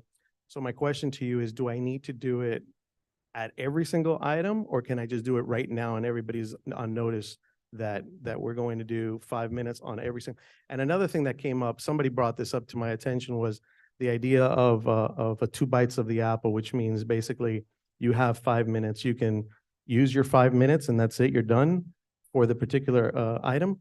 Or you can, use 3 minutes and save 2 for rebuttal or whatever. I'd also ask the manager if the clerk can actually handle that piece, and he said she could. So it'll take the mayor out of the timekeeping situation. So that's my question. Do I need to ask for it after every single? So the provision that can you hear me? The provision that you're speaking about, it's titled limitation on debate. And it essentially says, upon duly motion adopted by a majority of the commission, debate on any one subject before the commission may be limited to 5 minutes per member of the commission, the expiration of which the pending question will be moved to a vote. The reason why I'm reading it is, as I read that language, you would have to make the motion for each item. And the motion can be made at any time. So in other words, it doesn't necessarily have to be made at the moment the item's called to order. It can be made at any point during the discussion. And It's better if it's done before instead of in the middle, because then way you don't cut somebody off, like, to be rude and say, basically you're talking too much. Let's. And I understand. And but procedurally, the way it would work, if you were to, and I'm not suggesting one way or another whether you should bring the motion before the item's discussion or bring it in the middle of the discussion. Right. If you were to bring it in the middle of a discussion, then there would be a stop of the discussion. There would have to be a second on your motion. There would be a vote on it. The majority agrees for the limitation on debate. Then the individual who was speaking at that time would have their 5 minutes. So you're not necessarily cutting them off and saying, okay, you're done. They would have their 5 minutes. It's implied. Well, I understand the implication for sure. But and then every other commission, if they so choose, would have their 5 minutes. And then Mr. Mayor would call the matter to vote as soon as the 5-minute time limit. Correct me. The provision does not address whether or not you can split your minutes, split your time or not. That's something that we could all agree on. Right? I guess that's something you could agree on a procedure. I'm not sure that that's what was interpreted and I think how it's interpreted. And there is a similar provision in Robert's Rules of Order. Sorry, I didn't even know this, but there is no splitting of the time. But that would be something that you would all have to do. Yeah, that's done in other municipalities. I know that because I was told by somebody in another. You can do it. I'm not saying you can't. Yeah, I like that idea, but whatever you guys want to, however you guys want to handle it. I'm not telling you how to propose them as the way that you're suggesting, but correct me if I'm wrong. I think anybody at any time up here can call a vote.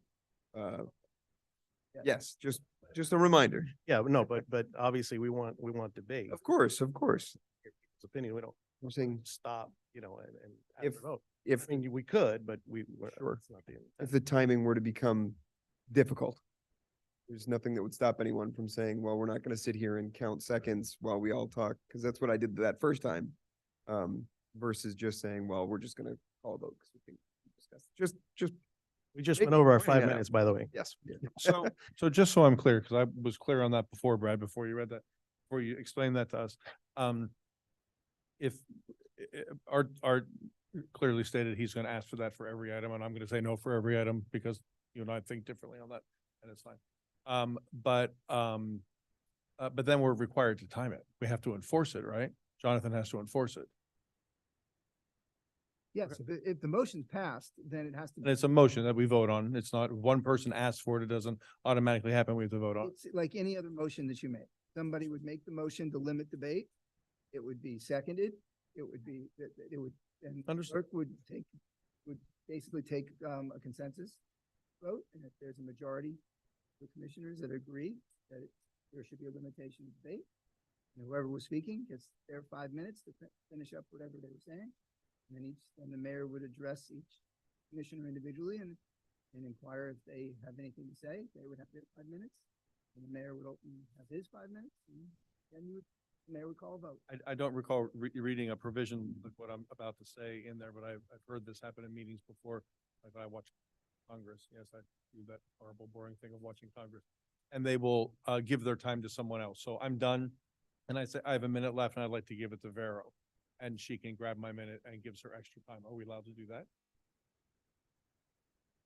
Again, that would. Sometimes people will just say, I'm sorry to interrupt you, Brad. Sometimes people in Congress will stand up and there's this phrase they always use that basically says, I'm going to give all my time to Vero. They yield their time. I yield, okay. That's within Robert's Rules of Order. Yeah. It's probably within the procedures in Congress memorized. They're not part of your procedures, but again, Just curious. control how your parliamentary proceed. You can do that with consent. And just to clarify, so that this is something that has been already existing in the code forever. So Not forever, since 2020. I'm saying not prior to this discussion that we have in terms of Okay, yeah, yeah. procedures. Commissioner Gonzalez mentioned, I brought the idea was to discuss many of the ways we currently work, but this provision specifically has already existed. We all talked about it. And I agree. I think each issue is going to merit different considerations. Yes.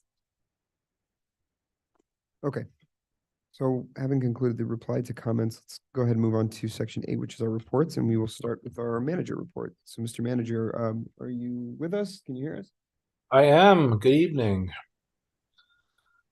So in addition to the regular weekly reports that I've been sending out, just a couple of updates. The first is the Public Works garage, not the facility, not the office facility, but the garage itself. As you know, that's been condemned. I will hopefully be bringing to the commission some proposals for a replacement garage at the December meeting. Just wanted to give you a heads up that that's going to be coming. Additional things I'm working on. One of the big things is reworking our agreement with CAP. Doing some internal discussions and some internal looks at perhaps completely outsourcing building. We currently have a weird arrangement where we receive or we retain some of the building fees in the building fund, but then we pay for part of some of the staff's time, and it's just a really weird relationship. So one of the things I'm looking at is completely outsourcing building, getting our hands completely out of that, and then taking a look at completely insourcing code. In addition, we have $100,000 insurance savings for property casualty and workers' comp. Finance was able to find us a better solution for our insurance needs, saving us that money. I'm still researching health insurance. Currently looking at some solutions from FMIT as well as our new property casualty carrier, Brown & Brown.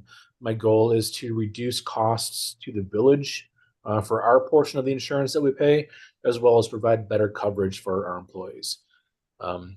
In addition, we're continuing to work on negotiations with the police union. We had some significant issues pop up regarding off-duty work that we're trying to work through with legal, as well as some other resources. Switching gears a little bit to vehicles. I'm sorry, Chris, you said a word. It's Matt, Chris. Hi. You said you just used a word and I didn't understand what the word was about the off-duty officers. Swifting or something? This is part of contract negotiations, and I don't think appropriate for this to be discussed at this point, public sector. Okay, did you hear that, Chris? Okay, I'm sorry. I just didn't understand the word he said. Yeah, we're working on negotiations. Switching gears to vehicles, we had both of the larger public works pickups towed and fixed. I believe the second one should be back, which gives us a full fleet. Police is actually looking at getting a total of 10 vehicles from the Palm Beach Sheriff's Office. We can get these vehicles at zero cost. What happens is Palm Beach switches out their vehicles at about 60,000 miles, so they have some good life left in them, and then they essentially donate those to other municipalities. So we're looking at getting some vehicles to replace our dying police vehicles, as well as a pickup for public works and perhaps a pickup for code. In addition to that pickup for code, I'm still working on the leased vehicle.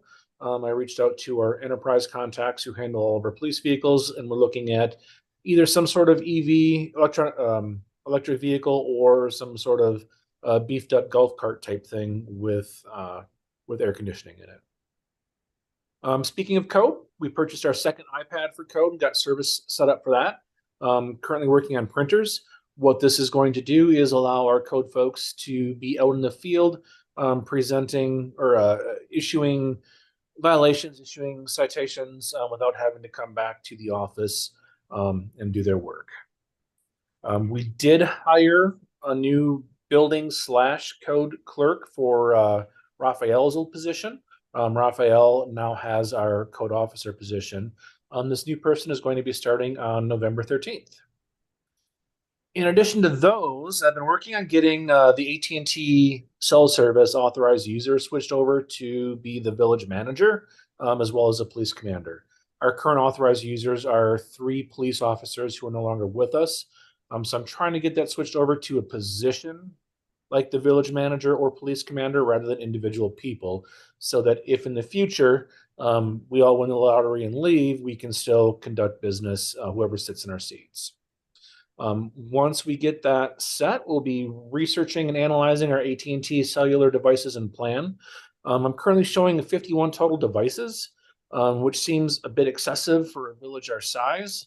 I'm hoping to cut as many of those as we possibly can to save us a few bucks every month as well. And then my final update is the annual CITT documentation that is in the process of being submitted. That's documentation that we had to provide to the county, which covers our expenditures on transportation as well as projects and how that relates to the funding that we're getting. And that is it for the manager update. Thank you, Mr. Manager. So we will move on to village boards. Do we have any village board updates here this evening? No, seeing none. On Zoom. Doesn't appear so. Okay. So let's go ahead and move into commission reports. Is there any commissioner that'd like to provide any updates at this time? I Right, don't. good. That's Yeah, not saying. I'll go for it. So I just wanted to update. I just attended a couple of meetings the last couple of weeks. I went to the GMCBB, that's the Greater Miami Visitor and Convention Bureau. Their annual meeting was a very nice meeting. There were a lot of local leaders there. Several mayors were there, including Mayor Cava. It was nice because the Village of Biscayne Park was introduced at the beginning, that we were in attendance, so that was very nice. I also attended the Teach Florida. There was about 1,000 people at that event. It was a breakfast. Many local Jewish leaders were there. It's an organization that protects schools. So it was nice for me to be there. Governor DeSantis actually showed up and was the guest speaker. I didn't even know he was going, but he was there. So that was also a very nice event. That's it. Thank you, Vice Mayor. You want me to go? Let's go. And it's very quick. So, I echoed your invitation to Mayor Kaba. She called me as well, just kind of promoting her campaign and talking about her key points that she was promoting. One of my questions was septic to sewer as well.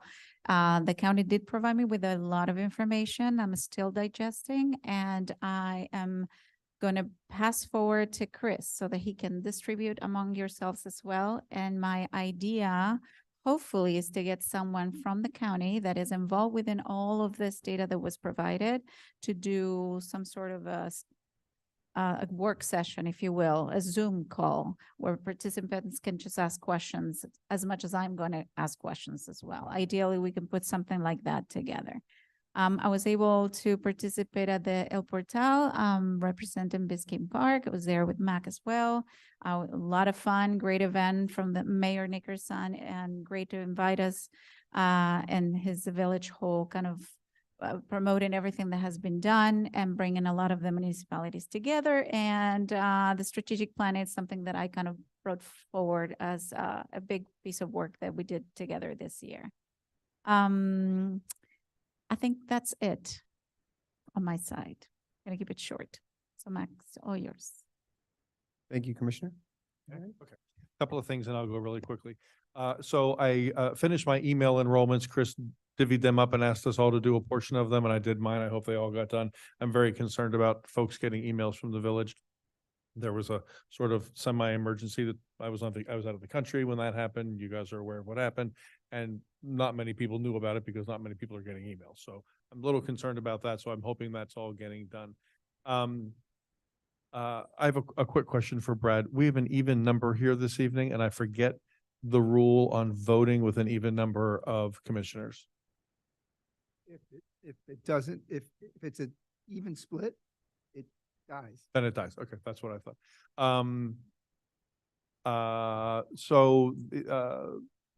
I attended the El Portal event with Veronica, and it was very interesting. Something that we don't have in our charter, they have a charter required state of the village presentation that has to take place every year. The mayor has to put it on, and that's what that officially was. Now, they turned it into a party, and there were half-naked dancers and eating fire, and it was quite a show. It was a lot of fun. But they're required to do a state of the village, and I thought this is a really interesting thing for residents to have an opportunity to hear, like the official report from the mayor, the manager, other commissioners, department heads, and I think that's something we might want to have a conversation about sometime. I think people would value that kind of an opportunity to hear from us. So that was a lot of fun. The Miami-Dade County mayor contacted me, her assistant contacted me again to say that she can't make it to a meeting this year, but she wants to come next year, which means we've got to get dates approved. She asked me, and I saw her at the El Portal event. That's why I thought of her. She sat at that was her sitting next to you, Veronica. She asked me again, when can I get those dates? So we need to get those dates to her. I'd really like to get that coordinated to get the mayor here. I'm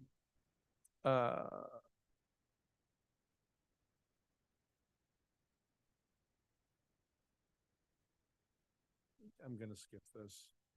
Yeah, I'm gonna skip that.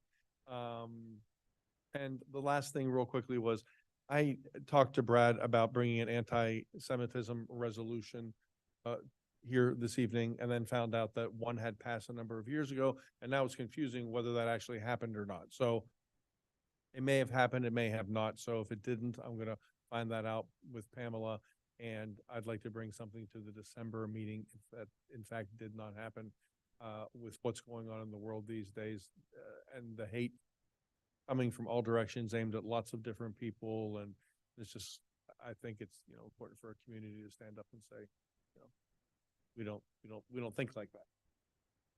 That's it, John. Thanks, Commissioner. I don't have too much to add.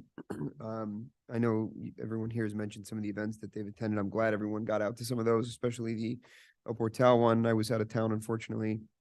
Vice Mayor, I know you mentioned you went to the one on the convention center, I think in Miami Beach. I'd wanted to go to that. October was a weird month. I had COVID and the flu, so I missed a lot. But I'm glad that you made it. It looked like a very good event.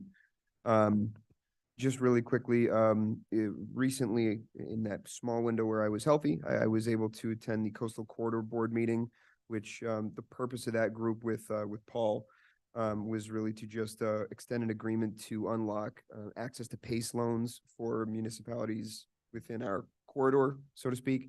So really, it was just an opportunity to renew that agreement and allow our residents to have access to PACE loans. So we did take care of that. I was finally able to work with some of the resident groups, Commissioner Kennedy, that you recommended for the FAA letter. Had a really good conversation with some of them, and they're taking a lot of charge of this. And I had a conversation with Commissioner Streitfeld because she's been working a lot on this as well, and she introduced me to some of those folks too. So we've got a good group that's very excited about it. So I'm happy to have that. And then just generally, I'd like to say that the Halloween event again this year was fantastic.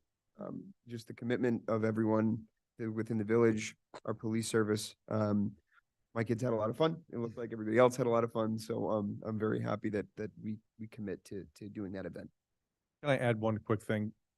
Ditto you on the Halloween event. It's always awesome. But last Friday, the Arts and Culture Advisory Board put on an evening. They have a lecture series they're starting to do, an evening with, and the Friday night topic was architecture. It was so interesting. It was here in the log cabin. There were 25 people here. A very engaged group, two really knowledgeable architects. One's a historian, one's a historian. He teaches architectural history, local, and the other one's a practicing local architect. It was so cool. And the historian had done lots of research on Biscayne Park and came with a presentation that, did you guys get that? Did Chris send that to you? I forwarded it to Chris and Pamela and asked them to send it to you, so you'll get it eventually.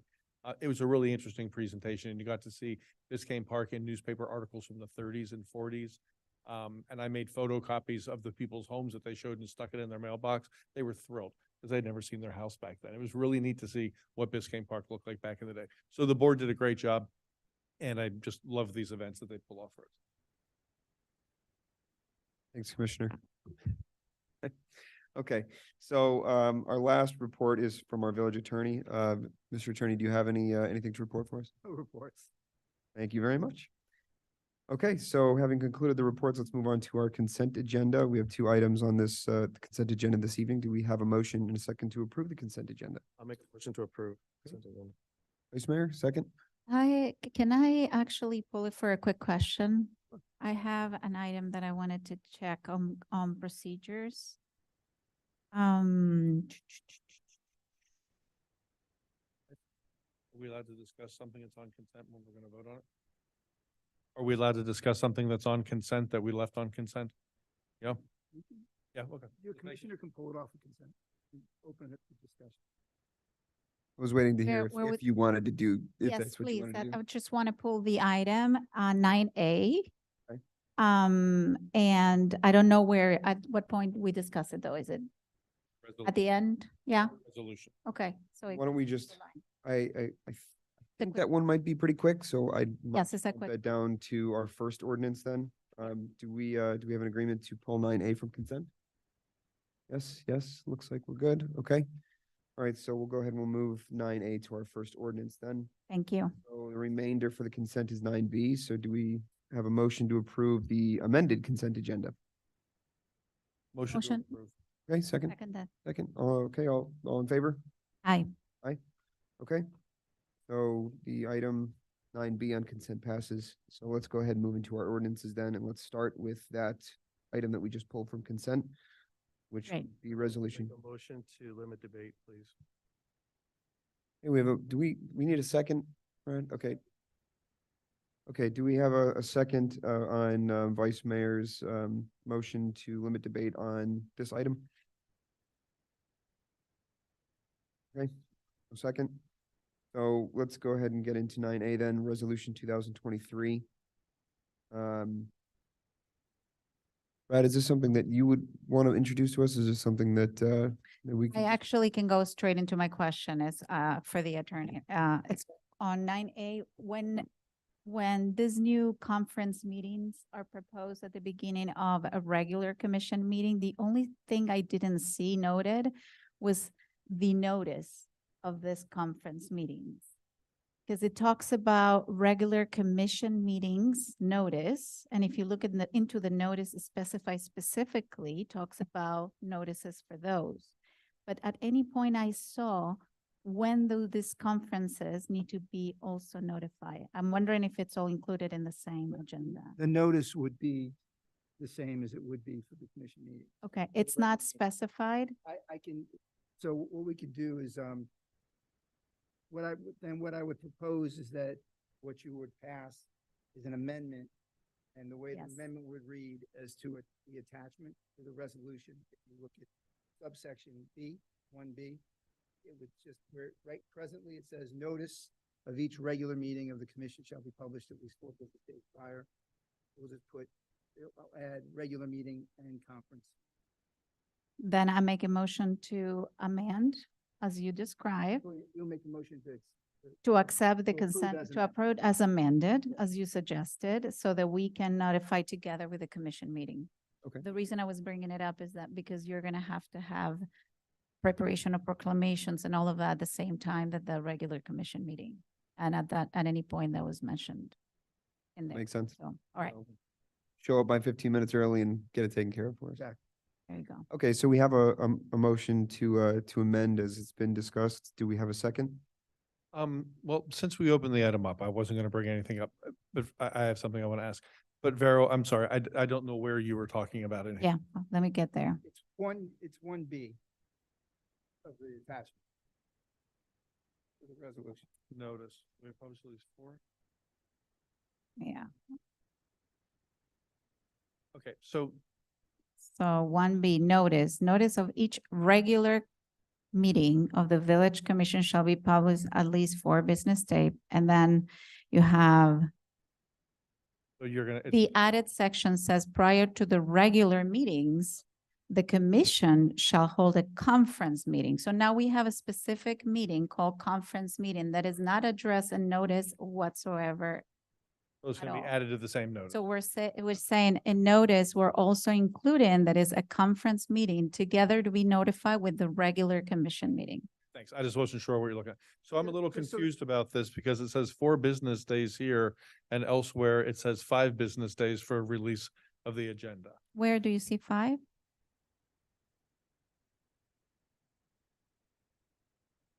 Where is An the agenda. section that The says? second. The second agenda. Paragraph of 4A. Final agenda shall be So distributed. we have to have, members see, of this the- is what I tripped over, guys. It says we have to have our items to Chris and Pamela no later than 10 business days. Well, we had never followed the business part of it. It was always calendar. So that's why my items didn't get turned in on time. So it's 10 business days. Mm-hmm. And later it says it goes to the attorney and other people maybe for review. I think it says 7 business days. Where is that? No, yep, next paragraph, no later than 7 business days.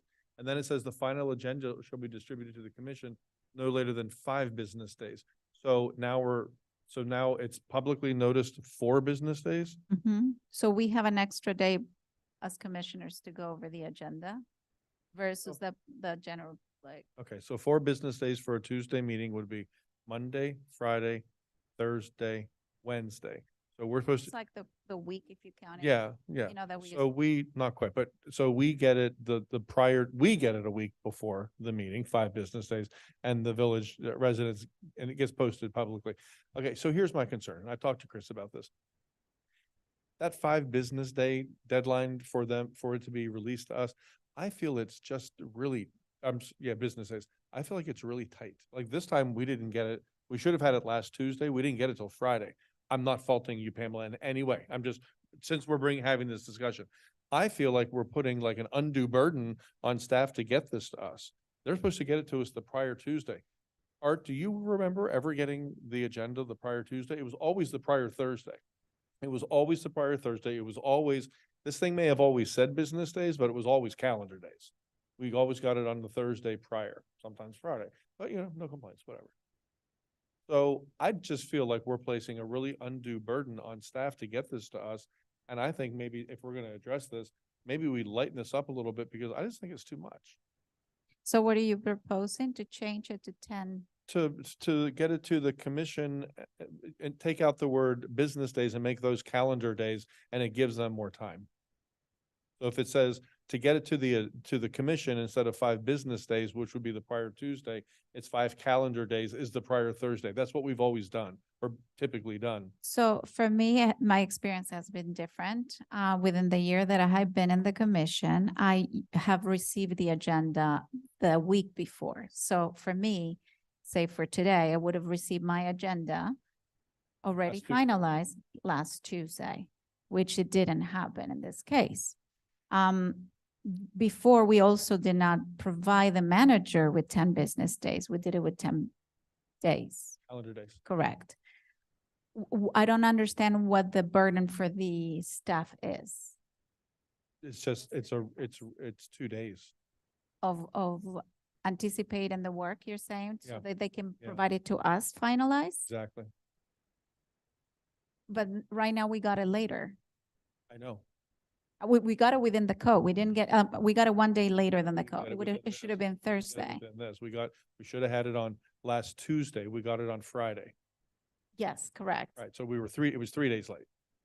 And just I feel know like, I that, just feel like it's a big ask to have them get that to us a week. I'd like to Sometimes I'd like to make a motion just to change it to calendar days instead of, I'll second that. okay, thank you. We have a motion, and just so I'm clear, we're talking about the second paragraph in the agenda for A. The final agenda shall be distributed to members of the village commission no later than 5 business days. Calendar day. We're We changing. already have a motion on the floor, Motion though. is to- Oh, we already have a motion on the floor. Sorry, Mr. Mayor, you already have a motion, so, I just wanted to make sure that I understood what the motion was, that's all. but we already had a previous motion. Yeah, there's a motion. I see. Just for, amending. amending the notice provision. Okay, so, So this is a separate motion. We need to address the first. okay, so let's back up then. Thank you for pointing that out, Brett. Let's back up and let's first address the motion that Commissioner Amsler had proposed. Do we have a second for that motion? I'll second that. Okay, so all in favor of changing that? That was the notice provision for the conference, correct? Exactly. Yes. All right, so I'm in favor of that. Aye. Okay, so that Aye. passes. Okay, so let's move on to the second motion that we have, which is Vice Mayor Gonzalez to change the 5 business days within paragraph 4A to 5 calendar. We have a second from Commissioner And Kennedy. I think, Art, do you want to align the other section where it's released to the public and make that calendar days as well? Yes, I think that makes sense. So the only people who would apply, the business day would apply to would be us. 10 days. 10 business days would be for us. Everyone, the other ones are calendar days. Yep. So we're looking at 1B. So we have more time in essence to give our items to the manager. No, we have the same deadline to meet. We're giving them more time to gather all their stuff and get it through legal and release to us and the public. We're giving staff more time. We still have to meet our deadline that's in there now that I never followed, but that's in there, which is business day. So, and just for clarity's sake, the motion is to amend 1B from 4 business days to 4 calendar days, and then 4A, no later than 5 business days to 5 calendar days. Those are the 1B? 2 areas. 1B Mr. Mayor? says notice of each. Yes, Mr. Manager? If I may make a request, if we're switching to calendar days, can we please switch everything to calendar days, including 4A, 10 business days, whatever that would work out to be, just so we can keep consistent with calendar versus business. I'm Okay. fine with that. Okay, Yeah. It gives everyone a little extra time. okay. Yeah. So we have three portions here, or three sections that we're changing. The motion is to change business days to calendar days. So And is it 1, 2, 3, 4 different places. correct? Okay, so that's what we're voting on. Do we have a consensus vote on that? Sounded Say like we yes. did. Okay. Yes. Okay, so it passes. Okay, so was there any other, I don't think there's anything else. Nope. Mr. Attorney, since we pulled this resolution, we moved it down here, do we need to open this item up for public comment? Okay, just making sure. Okay, so the The two resolution, isn't it? right, yes, correct. Yes. All right, so we have the two motions that we have on this item have passed. All right, so let's go ahead and start with our ordinances then. Just, Mr. Mayor, if I may, just so it's clear, the two resolutions have passed as amended. Correct, as amended, yes, thank you, yes, okay. Okay, so let's go ahead and get on to our ordinances, which starts with 10A, ordinance 2023-07, amending the water supply. This is our second and final reading. Mr. Attorney, is there anything you need to introduce for this item for us? Yes, and I'll read the ordinance, but just for point of clarification, so you all understand why this is back before you. Yes. You did actually pass this on second reading. There was a scrivener's error that was when the ordinance was brought before you on second read, where the additions that you all had approved on first read were not incorporated completely into the ordinance. So they have now been incorporated into the ordinance so that the ordinance is consistent with what you all had agreed to as far as the content. Everybody understand? And I'll read the ordinance into the record. So, please. An ordinance of the Village Commission of the Village of Biscayne Park, Florida, amending Biscayne Park Comprehensive Plan to incorporate the adopted 16-year water supply plan update and to strengthen the coordination between water supply planning and local land use planning by amending certain objectives and policies in the public facilities, conservation, intergovernmental coordination, and capital improvements elements, providing for conformity with Florida statutes, providing for transmittal, providing for inclusion in the comprehensive plan and scrivener's errors, providing for conflicts, providing for severability, and providing for an effective date. Okay, thank you. Do we have a motion and a second? Motion to approve. Okay, and a second? Second. Okay, so at this time, we will ask if there's any public comments on this item. None? Do we have any on Zoom? Look it, okay, great. So let's go ahead and move this to discussion then. Is there any discussion for item 10A? I have one quick question and one quick thing to point out. So Brad, no other changes were made to this in any way? The only changes that there were no changes made to the ordinance other than including the language that Catching- you all approved between first and second read. Got it, okay. And need to close the public comment section. You did close it? Yes. I'm sorry. That's okay. I apologize. No. Okay, so I have one thing to point out, section policy 1.5, let me find it here. Policy 1.5, the words shall and will are both stricken and one of them is supposed to be underlined. I believe it's the word will should be underlined. So as of right now, there is no, I forget what the little thing before a verb is called. Policy 1.5. It's on page 4. Conservation element, policy 1.5. Did you find it, Brad? Yeah, it says the village. Well, both shall and will are crossed out, and what I think will is supposed to be underscored. So we can make that change and vote on it with the change? Okay. Okay. Do we, well, I think we will wait for Commissioner Amsler, but is there any other, Commissioner Kennedy or Vice Mayor Gonzalez, any other discussion on this one? No? Correct. Who made the motion? You made the motion. Oh, did I? We need a motion on the amended. Oh, I made the motion. Okay, I'm amending my motion to correct that error. Okay, Commissioner. Will is what it will read, correct, Brad? Okay, thanks, Commissioner. Do we have a second? Second. Okay, second. Favorite? We need to wait for Commissioner Amsler to vote on this one if we have a majority. Well, we can wait a second. No? Okay, so all in favor? Aye. Oh, I'm sorry. So, yeah, it's an ordinance. Hold on, well.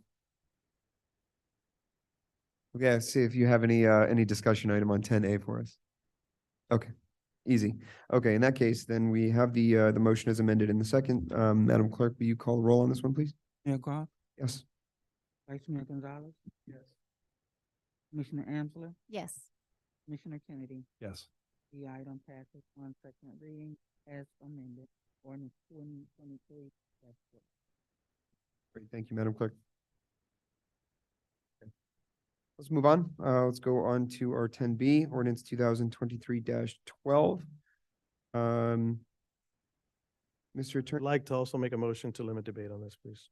we have a motion from Vice Mayor Gonzalez to limit debate on this. Do we have a second?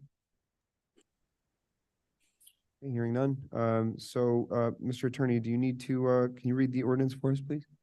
Okay, An ordinance of the Village Commission of the Village of Biscayne Park, Florida, amending Chapter 3, Animals of the Code of Ordinances of the Village of Biscayne Park to revise Section 3.22, prohibited in parks, Section 3.25, allowing dogs to cause injury to person, property, or animal, and Section 3.26, unrestrained dogs, to add cats and other animals to the regulations and restrictions contained therein, providing for inclusion in the code and scrivener's errors, providing for conflicts, providing for severability, providing for an effective date. great, thank you, Mr. Attorney. Do we have a motion and a second on this ordinance item? Motion to approve. Okay, Commissioner Kennedy, do we have a second? Second, for discussion. All right, so at this time, we have a motion and a second. Let's open up to public comment. We'll start here in the log cabin, please. Yes. As a reminder, I'm certainly not trying to stop anyone from discussing, but public comment is 3 minutes. And for public comment, we do need a name and an address, please.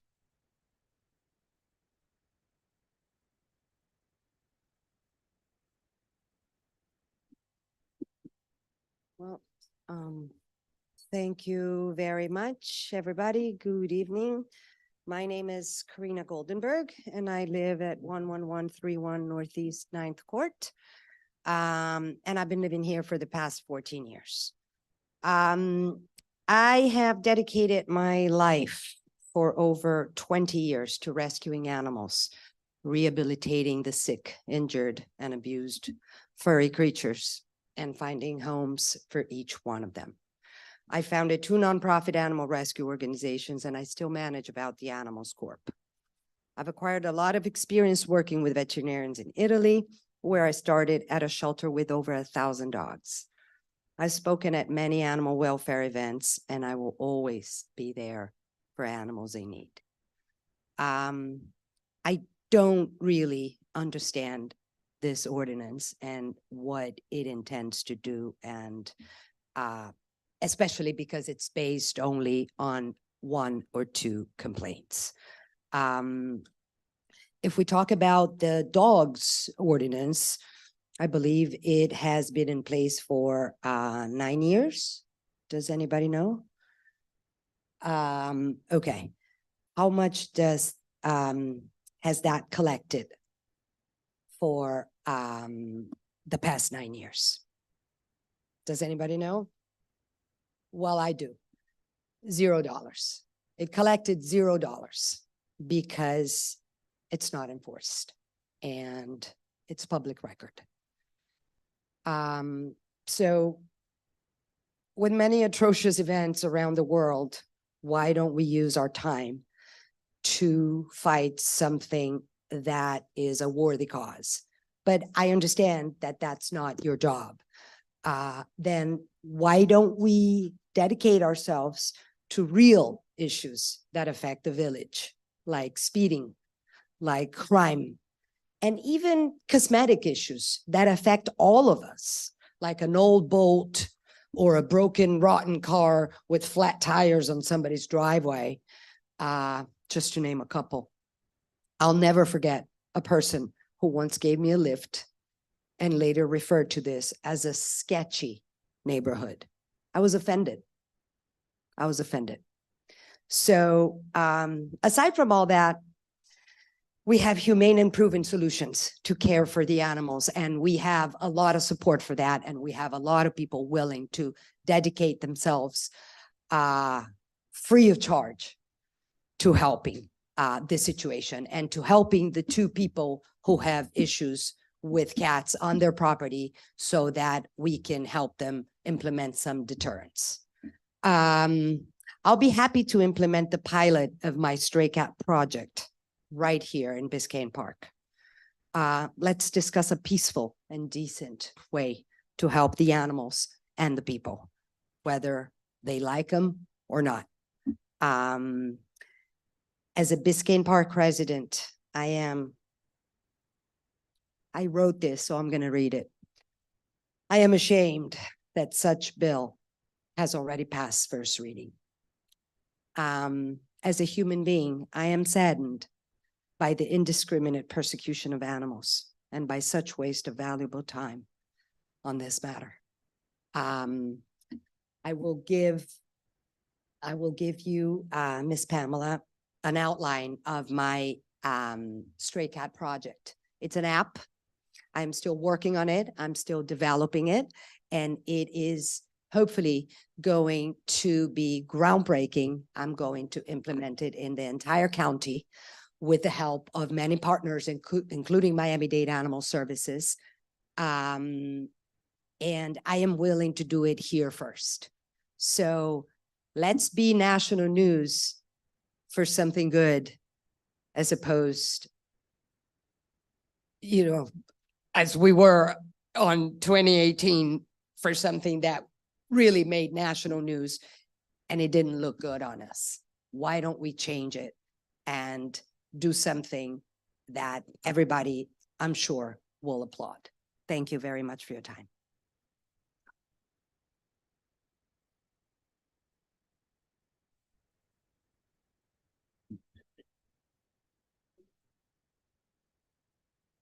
Hi, Dan Keys. Yeah, I'd like to speak against the ordinance, and generally, I think it is an overreach. I do think it's a weaponization of the code on an issue that's basically a civil matter. If your neighbor's causing injury to your property, you should address it with that neighbor, and there are courts that can help you to resolve that if people are not cooperative. A lot of people here tonight have offered great programs and very interesting information as to how those programs can actually stabilize populations to the point where they eventually may diminish. And the issue between what's currently in the ordinance, dogs, which you pointed out, I've never heard of it being enforced in Biscayne Park, the number of dogs and cats and so forth, and where they can be, dogs in particular. No newspaper headline ever said that, cat bites man. And there's a reason. Dogs have bigger teeth than cats, and they bite people sometimes. So I believe there is a danger issue with dogs that doesn't exist with cats.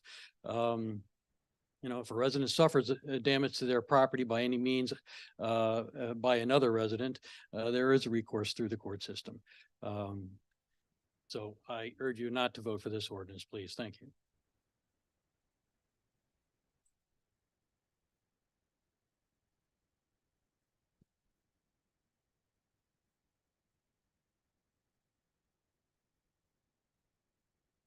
My name is George. I gave my address earlier. I'm against this ordinance. I think it's an overreach by the government. Sometimes the government, well-intentioned, tries to resolve issues in the public interest, and they end up making the problem worse than when they started. I think this is a fine example of that overreach. I think the community has many resources, both public and private, that have been offered here tonight. I'm sorry, could you hear me at all? Yes. Oh, okay. That were offered here tonight that could resolve the issue without weaponizing code enforcement, without creating hard feelings amongst the residents. I'm sure there's a lot of residents that own cats in Biscayne Park. Cats are very popular. Dogs are very popular. You're going to alienate a large portion of Biscayne Park with this ordinance. You're going to create a lot of violators with this ordinance. This is going to cause a rift in the park, and we don't need that. We need now more than ever to unite instead of divide people. And this ordinance is nothing to do but divide people. Thank you.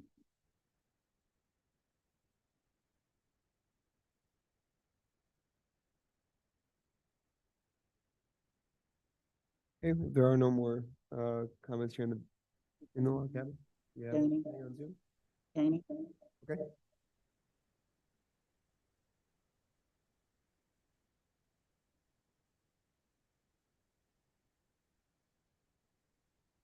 Janie, you're up. Thank you. I'm sorry, my speakers are not working too well this evening.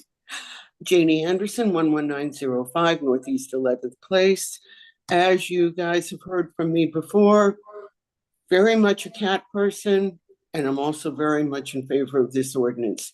You know, I'm really amazed at the amount of misinformation that's out there, including the constantly used tonight anyway phrase, weaponization of code. Well, unless we look at every one of our ordinances and accuse them of the same thing, it's not a weaponization of code. It's simply asking people to do what we're asking people to do with their dogs and what most parents that I know certainly do with their kids. You don't allow your kids and your dogs to run free to the neighbors without permission, to public property, whatever. We're asking, this ordinance is asking something pretty simple. Keep your cats contained on your property. Now, is it going to completely solve the problem? Of course not. No law, no ordinance does that. Is it going to be easy to enforce? Well, right up there with so many other ordinances that aren't easy. Think about work without a permit. But what it does is move us in the right direction of asking cat owners to be responsible pet owners. Interesting comment about, in some of the backup about the importance of feeding the free roaming cats because it diminishes how much wildlife they kill. But the bottom line is cats being hunters, they're still going to kill wildlife. Think about lizards when they get in your home. And if you don't rescue that lizard first, it's a goner.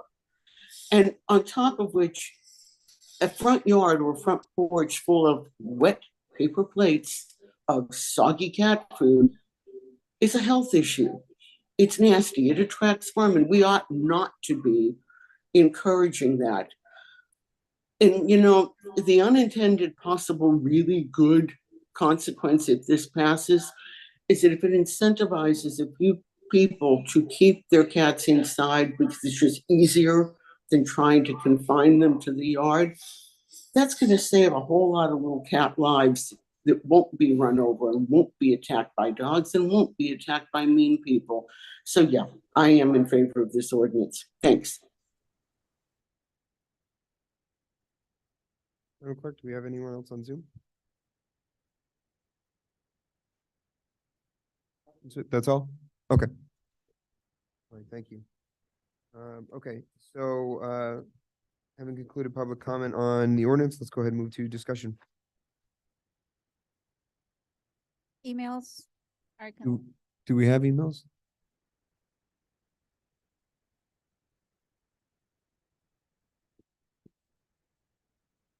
These are emails for public comment on this ordinance, Madam Clerk? Yes, emails you have. Okay. three. Trying to get them in order. Good evening, Mayor and Commissioners. I would like to voice my support for ordinance 2023-12, which adds cats and other animals to our existing Chapter 3 Animal Ordinance, and request you pass the ordinance on second reading. Our village officials need the tools necessary to enforce and curb the public nuisance of loose cats, such as cats need to be maintained by their owners and prevented from damaging private property of village residents. This ordinance will help our code compliance officers to protect property rights and enforce pet owners. The need to control their animals. My yard routinely smells of cat urine, and I do not own a cat. If my dog was defecating in my neighbor's yard, there are current rules that could be enforced to stop me from allowing it to happen. The same rules should be in place for cats and other animals. Thank you for your time, and I ask you to vote yes this evening on this ordinance. Gage Hartung, 1029 Northeast 114th Street. Miss Pamela, if you could just Put the microphone closer. It's I'm hard to sorry. hear you. Thank you. Okay. Hello there. I'm writing as a longtime resident of Biscayne Park in opposition to the recently proposed outdoor cat ordinance. Unfortunately, due to work commitments, I will not be able to physically attend the meeting this evening, but I do give my permission to have this read aloud before the commission. I was surprised when my neighbor Karina Goldenberg brought this ordinance to my attention. I understand the importance of keeping our neighborhood clean and safe, but I simply don't see how this is going to be effectively enforced.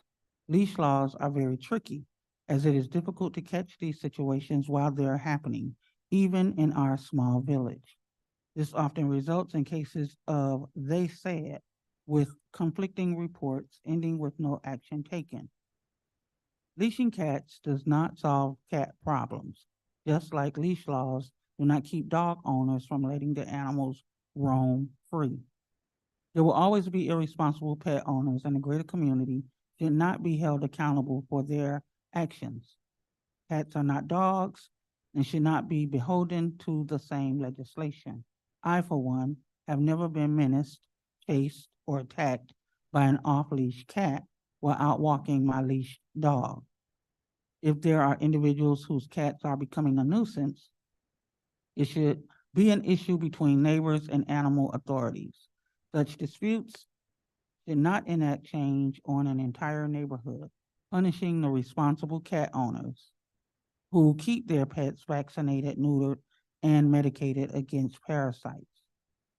If it is an issue of controlling the cat population in the park, I believe there are evidence-based solutions like TNR programs to ethically curb stray populations that will more effectively resolve the issue.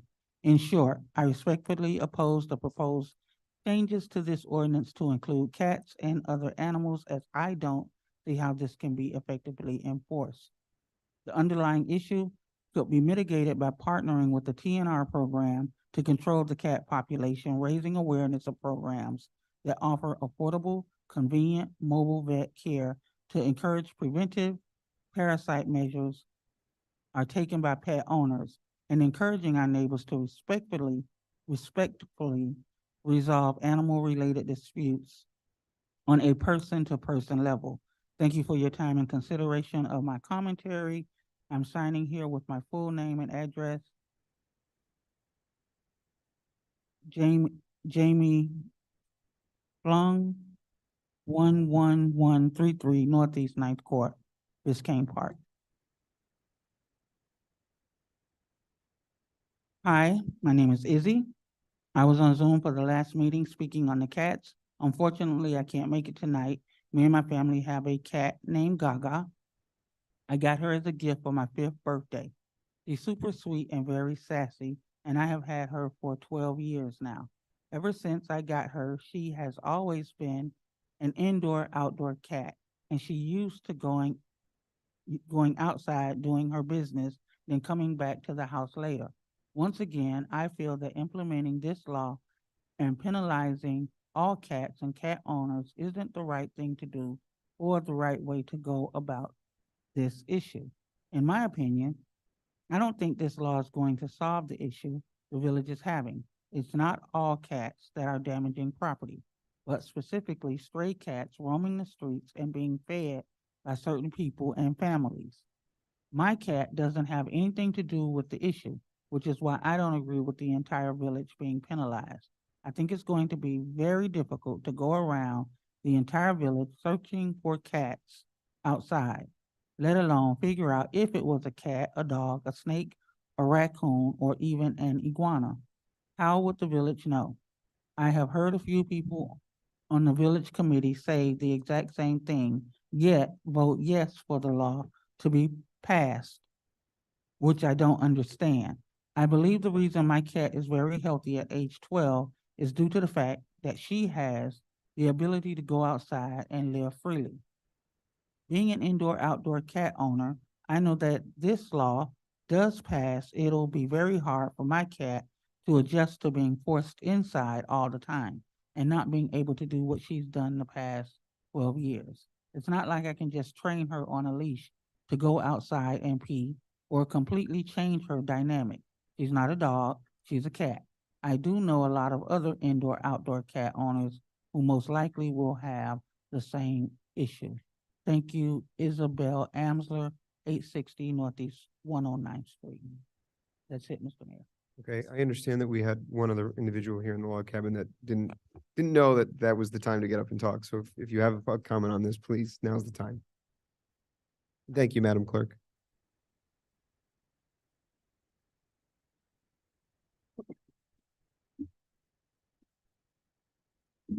My name is Sueli Caramelo. I live in 1165 98th Street in Bay Harbor. I don't know if you guys are aware, but several municipalities other than Miami Beach, Surfside, Bay Harbor, Ball Harbor, and Sunny Isles have used the Meow Mobile, or from the Cat Network, or from Miami-Dade, who came to your facility and did several cats for free. I don't understand why the village here would not take the opportunity to start a program to resolve a lot of problems. Cats are not dogs. They don't follow you on a leash. They are free roaming. And I never seen a cat run and kill somebody by a bite like dogs do. If you guys would study a little bit more, you will see that there is a lot of programs that are free. We will not keep the code enforcement busy with things that they could do better than chasing cats or cat owners. You know, I think should think a little bit harder, do a little Googling, or, you know, has a lot of information that you guys can study before making an ordinance like that. Will be like the dog was not enforced, why are the cat will? Just food for thought. Thank you.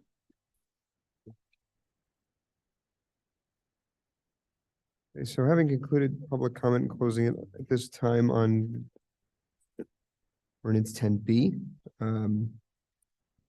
may have taken this out of order in taking the motion before the public comment. I'm not sure if I took it out of order in asking for a motion before public comment, but either way, it's my understanding we have a motion and a second. We've had public comment, so we can move this item to commission discussion at this time. Okay. Okay, so commission discussion on this item, please. Are you introducing the ordinance being your subject or do?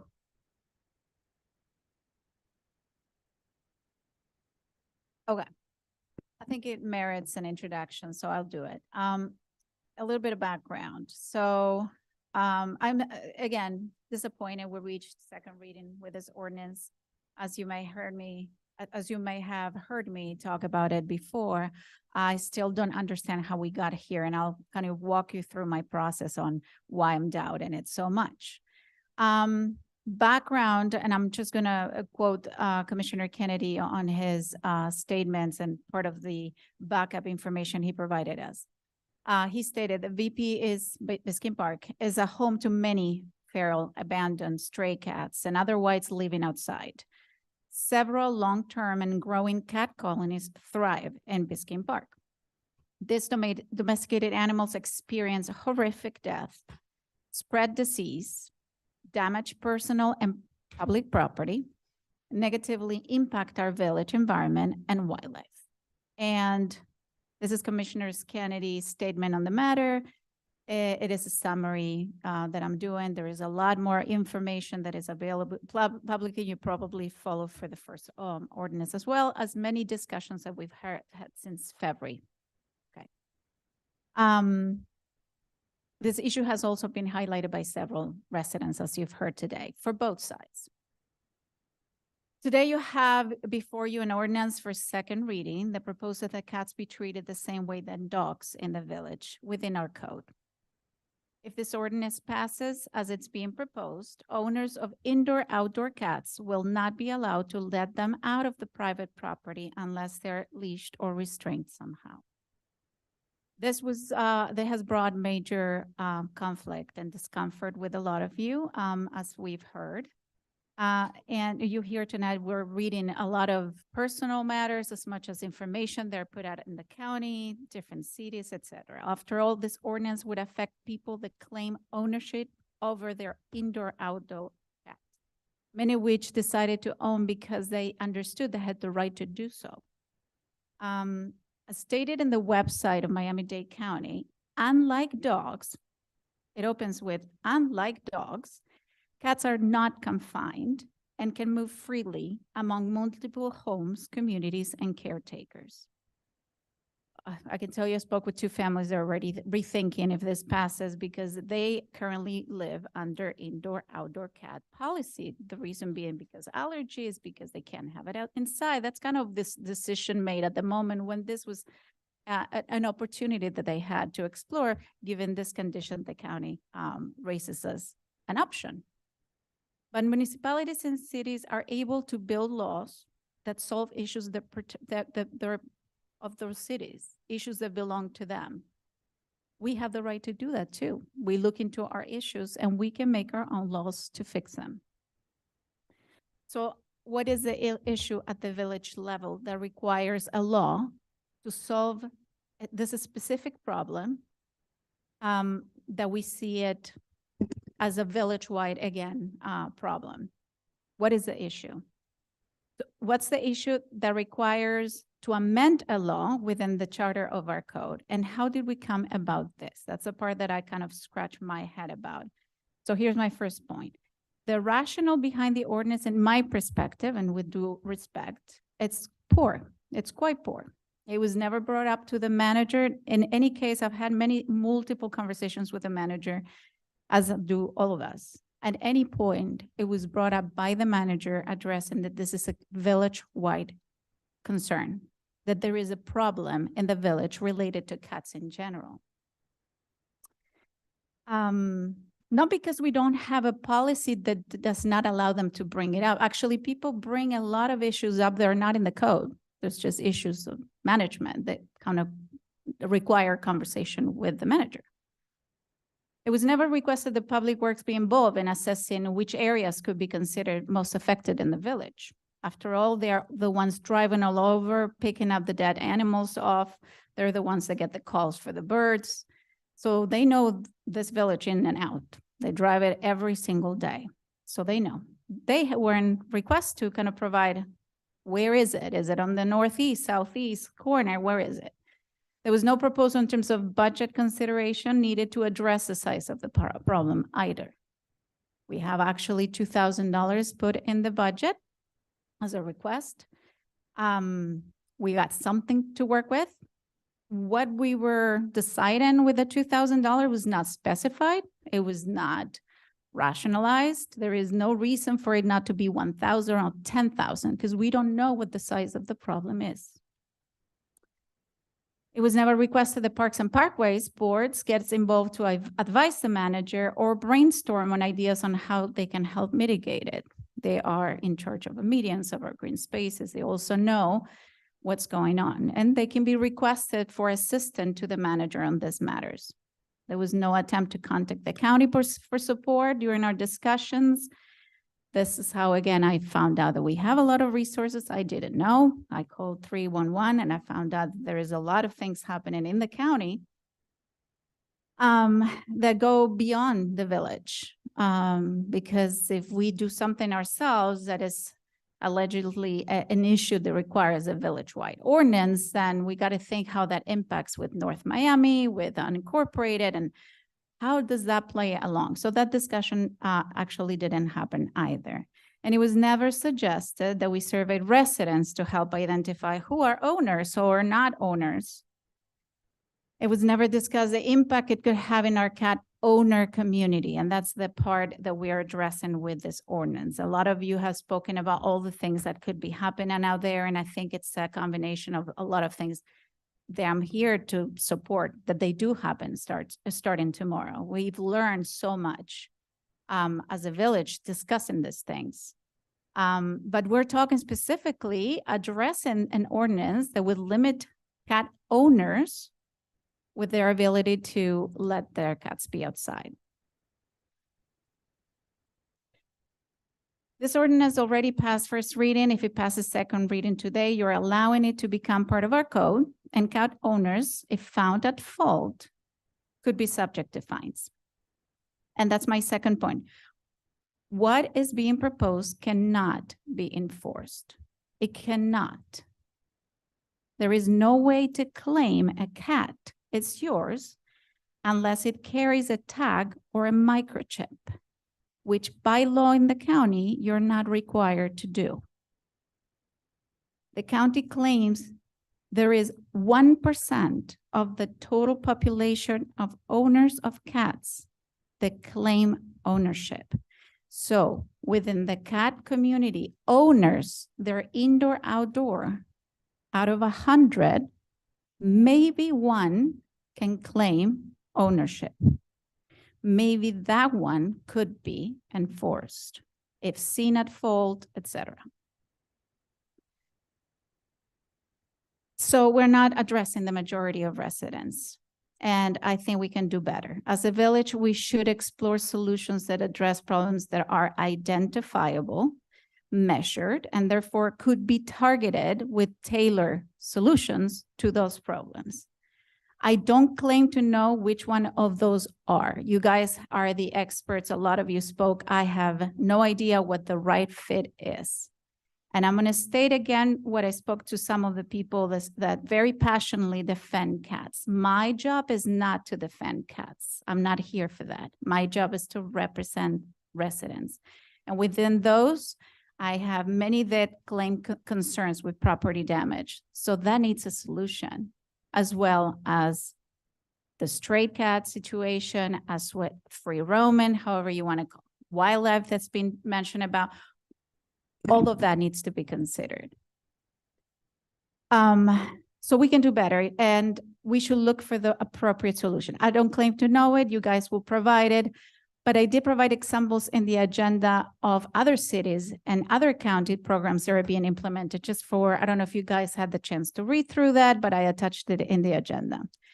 Some of those programs are free to residents to explore. The county has said, I can give you actually a mobile. We can come to the village. We can work on different opportunities. Why are you advancing on an ordinance straight from 0 to 100 that is going to put limitations on owners, which you can claim you have, before exploring those solutions? Why hasn't that been brought forward? And the answer is, I don't know. We haven't.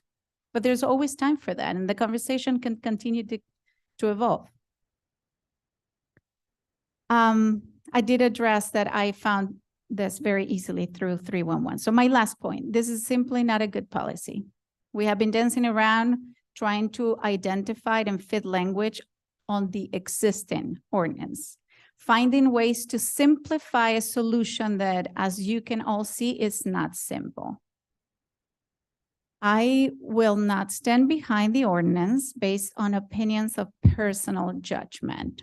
And I was very clear with Commissioner Kennedy, my thoughts on calling irresponsible cat owners to some of those that decide to leave their cat free roaming indoor, outdoor cat without the appropriate data and without the necessary backup feels as a punishment. And that's the part that for me does not fit right. I am very open to continue the conversation on how this can be solved. I've been open since day one to have it. But again, let's not make it a punishment. So I would like to make a motion. Can I do that? Can I go straight into my motion? Okay. Okay, so there is a motion for discussion, correct? I have a motion to make, so let me know at what point I can refer to mine. So at this point, there is a motion. Yeah. Second. Yeah. Has to be- Okay. We have to discuss that. Discussion is closed. Okay. There'll be a vote. All right, so do I have to vote on the first ordinance? You tell me. I think procedurally, the correct thing to do would be to move the motion in the second to a vote. Wouldn't that be correct? To approve. We have to move that motion. Call a vote on that motion. I'm sorry. A second motion for another. Got it. Okay, And understood. answer- And Vera, to answer your question, yes, we're all required to vote on every motion. We. No, I didn't say, I thought you I'm said clear we on have that. to vote. No, Okay, no. I was wondering if we have to vote first on this. gotcha. Okay, they meant you had, we voted all. You have to vote. B. Yeah. You don't have to vote on this motion for a second another motion to be made. Okay, So if the motion is, depending on what the result is, there may not be a second motion. okay. So to finish my point then, I just want to say, again, I am open to continue the conversation, meeting you all, hearing about all the possible solutions that are out there, whether we haven't even heard from. Again, the question remains to me, is there a village issue with cats that is wide enough to promote policy changing, amending as we have it right now? I don't have enough support. I don't have enough data. We haven't explored other municipalities' success on different programs. We really have not come forward with anything like that.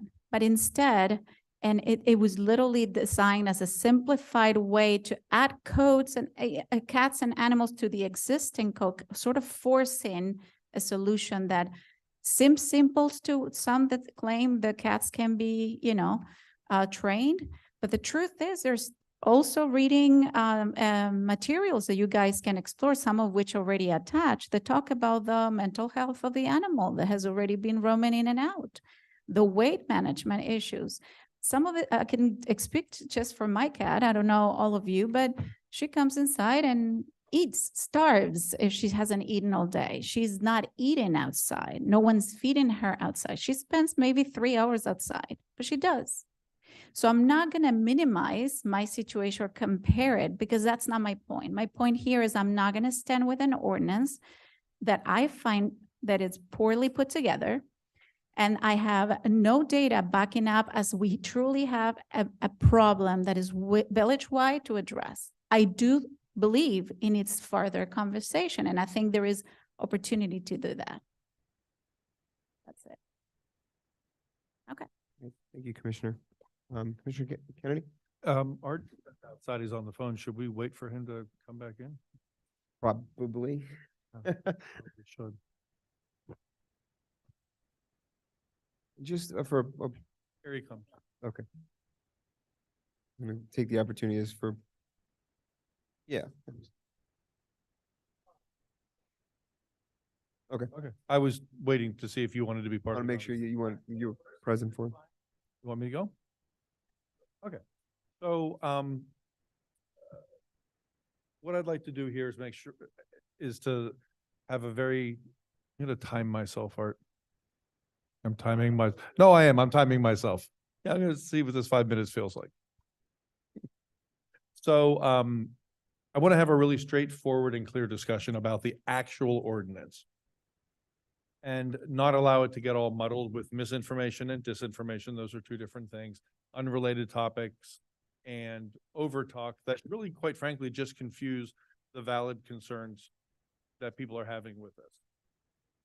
So let's just talk about what's in here and try to avoid. Chris taught me a phrase recently. I never heard. You guys are hipper than I am, so you probably heard of scope creep. So, oh, you didn't? He put that in an email to me. He had explained to me. I knew what it meant. So it's when a topic sort of just starts heading off in different directions and places it didn't need to go. And that's what's happening here with this, quite frankly. So I think some people maybe were misinformed about what this is really about, or didn't take the time to read the actual ordinance, or were. Please, everyone, we've had public comment. It's time. Excuse me. I'm sorry. We've had our public comment. It's time. We're at. No, I don't think that's happening. I think what we are doing here is commission discussion. We need to have an opportunity for the commission to discuss, please. Didn't imply that you were. If you took it that way, I'm sorry that you took it that way. All right. Okay. I'm not going to do this with you. You had your time twice, and now I'm going to have my conversation on the item and we'll take it to a vote. Okay. So if anybody wants to address our issues with feral cats here in Biscayne Park, I encourage you to do that, but that's not what this is about at all. And if you can address the environmental impact and the impact on the cats themselves from being outside, I encourage you to do that. And it sounds like some of you are very passionate about that. I happen to be a cat person too, if there is such a thing. I'm a dog person too. Not a dog or a cat. So, but that's not what tonight's conversation is about. This is about protecting personal property and making people responsible for the choices they make regarding their pets when those pets go somewhere that someone doesn't want them to be. If you like cats in your yard, great, then invite all the cats into your yard.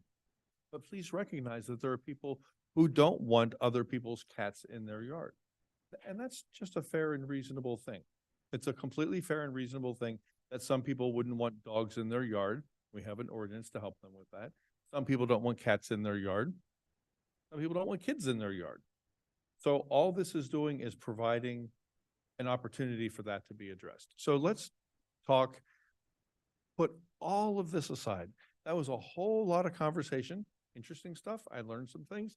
I didn't know there were 500,000 feral cats in Miami-Dade County.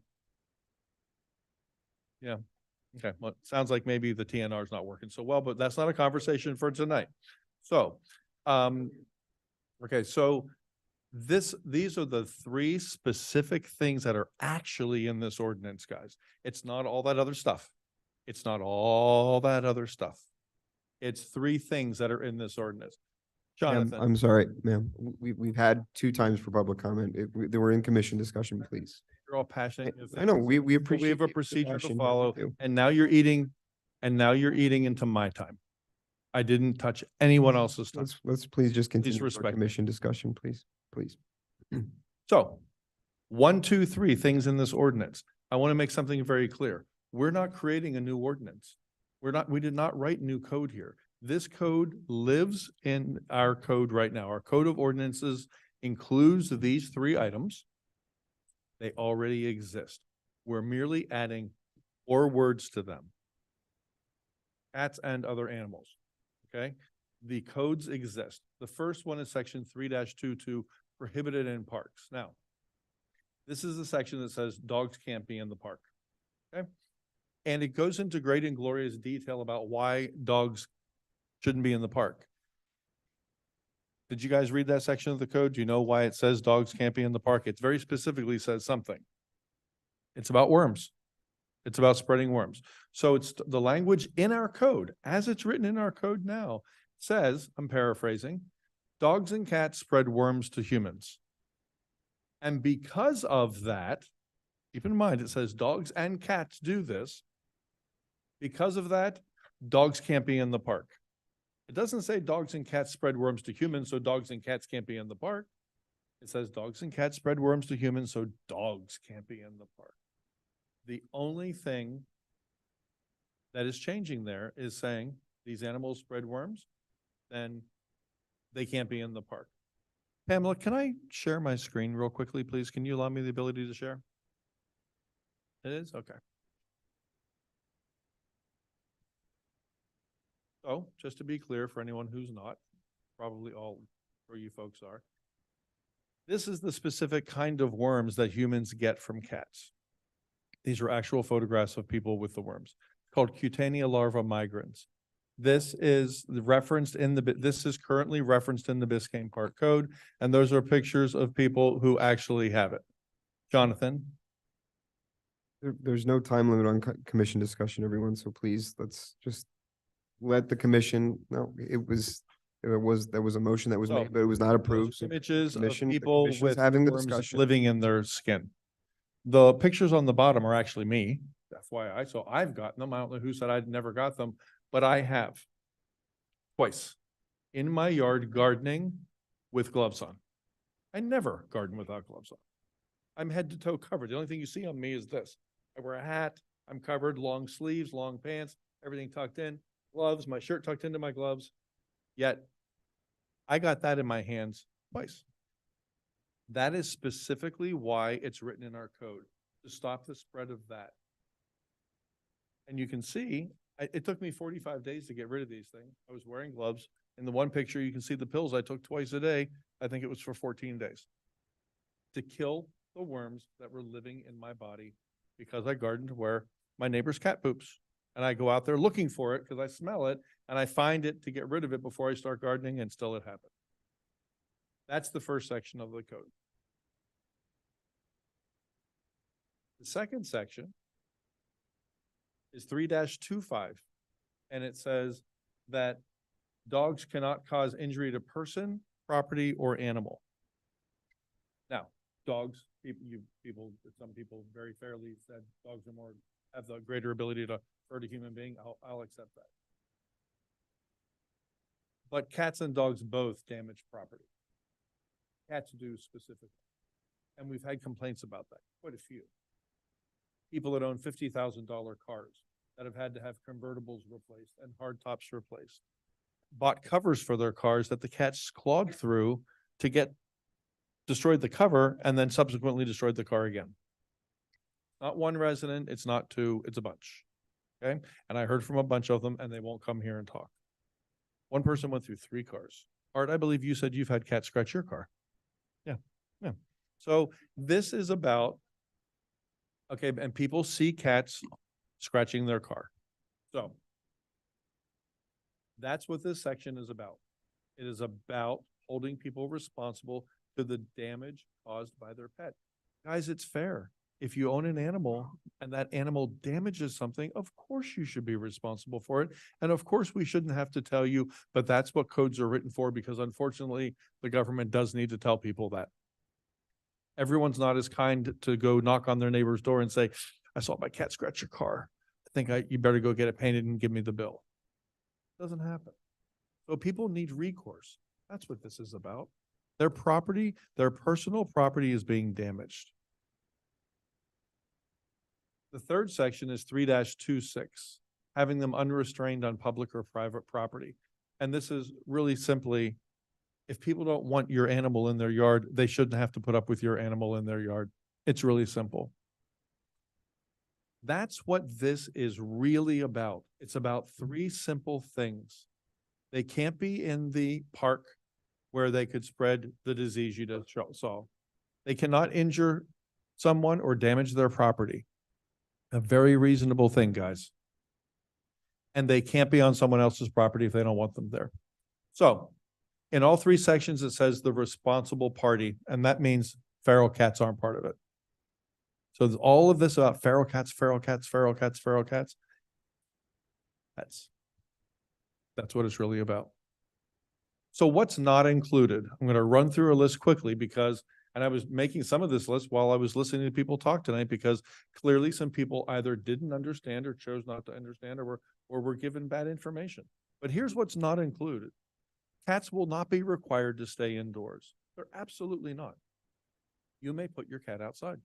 So the people who have said to me, you're saying we can't put our cat outside, it's absolutely incorrect. The goal of this has nothing to do with reducing populations of feral cats. That came up several times tonight. This is about protecting personal property. Open and outdoor feeding will not be limited in any way other than what's already stipulated in our code. Licenses will not be required for cats. They will not be required to walk on a leash. TNR is not impacted in any way. As a matter of fact, we put some money up for that. Feral cats are not impacted in any way. They will not be trapped. They will not be removed from the village. If someone told you that, or you read what's in the ordinance and you misunderstood it, I'm here to tell you that feral cats are not being touched. They're not being trapped and removed from the village. Please continue your efforts to help them. They need your help. I live near a cat hoarder. It's horrible. They need you. This is not about feral cats in any way. Nothing in there is about feral cats. Code will not be driving around looking for cats to pick up or fine. They're going to respond to complaints by residents. So when a resident has a valid complaint that that cat is in my yard going to the bathroom and I don't want it going into the bathroom around my kids, and the cat's destroying my property, then code will step in and decide how they handle it. No, deal with the owner of the cat. The owner, the same way the code applies to the responsible party, the human being, Karina, it applies to the responsible party for the cat. I know it's a different animal, and there's a responsibility that the owner takes on.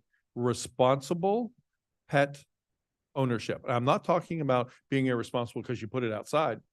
I'm talking about being responsible for the damage that it causes. Being responsible for it being in a place that another resident doesn't want it. This plot of land belongs to you, and what you want on it is your business. And if you don't want that cat on your yard, that's your business.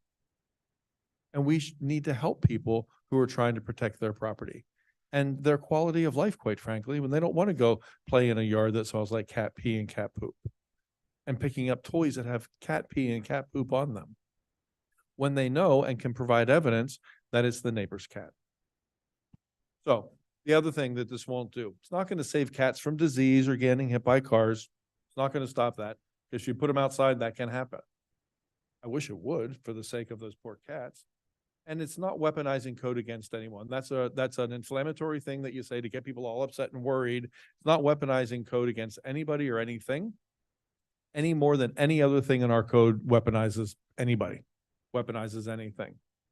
The how to keep this from happening is a responsibility of the pet owner, the same way as it is for dogs.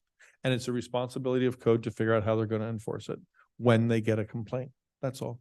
We're giving people an opportunity to get help when they have a problem. And these problems are valid, and I feel for them. So who's impacted?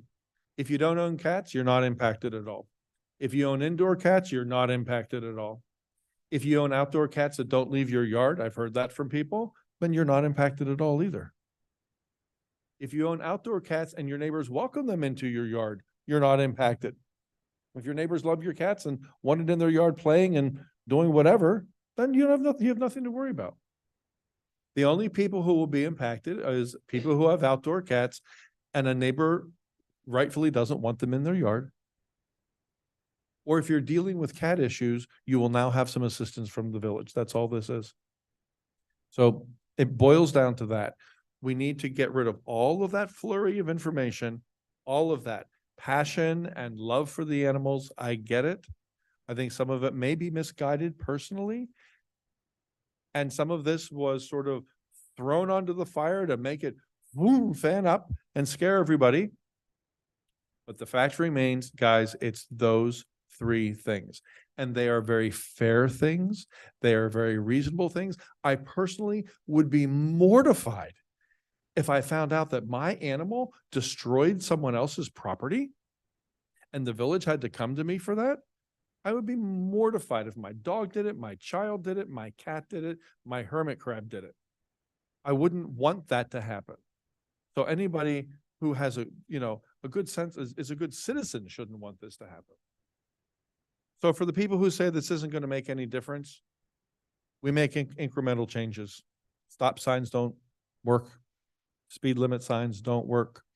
Seatbelt laws don't work. Hell, that one's just to keep stupid people from killing themselves. And that one doesn't work.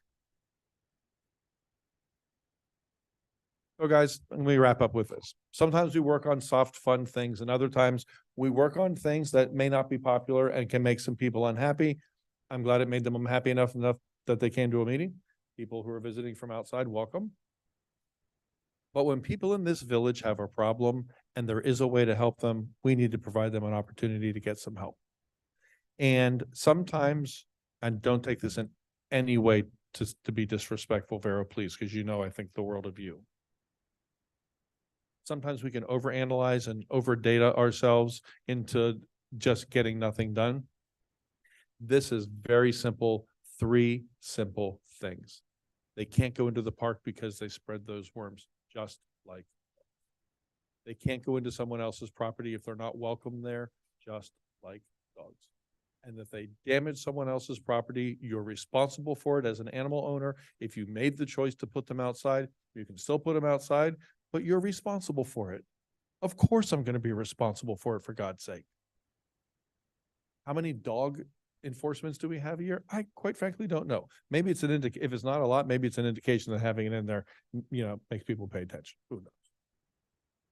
But this is an easy thing. It's so common sense and fair. And it's not hurting a single cat owner. It's only helping people who have these problems. But it's not hurting anyone. That's it. Thank you, guys. Art, that was a little more than 5 minutes. Vice Mayor, I'm interested in hearing your take. Well, An opportunity to comment back. I'd like to hear us run through first and then we can come back maybe and revisit, but I really would like, going no, back and forth. I don't have a whole, I understand. I don't have a whole lot. You decide. Yeah, of course. I appreciate that. I just, I have a feeling I understand the way that people are viewing the matter right now. One of the things that jumps out to me, Commissioner Amsler, is the I guess the opinions that we have, or the emotional, not lack of support, I want to call it, for the idea of unrestrained cats, and cats being outside, cats being in other yards. I want to ask you as a hypothetical, and I apologize, I don't mean to put you on the spot, but I want to pick your brain. Looking at the ordinance that we have in front of us here, I know you mentioned that property damage is something that we've heard, and it's something that needs to be addressed. The way that I read this, is that 325 does that. It's simply says if your animal causes damage to property, you're responsible for it. Is that something that you would support? So hypothetically speaking, and Commissioner Kennedy, I think I know where we're heading with this, but again, hypothetically speaking, if this were to be modified in a way where we're providing for a solution for property damage, but not saying that cats don't have to be restrained or they're banned from other properties. If your cat goes onto somebody's property and you're unhappy about it, they damage your property, then you still have some recourse. Kind of taking a middle road approach. What's included in damage? I don't know. It doesn't say, it just says 325. It says causes injury to person, property, or animal. That's the one I'm talking about. If they poop in the yard, is that damage? That's damage to property. Okay. So that's, again, my hypothetical question here is that a modification, maybe a way to provide for some relief for some of the folks that are looking for it, while also trying to say, trying to address some of the concerns that we've heard. What would you change? If, again, hypothetically speaking, if we were to remove the amendments to, and Commissioner Kenny, I would come to you on this too, but I have a feeling you probably. Tell me. Yes. If we were to say, remove the amendments to 326, but leave the amendments to 325 for property damage only.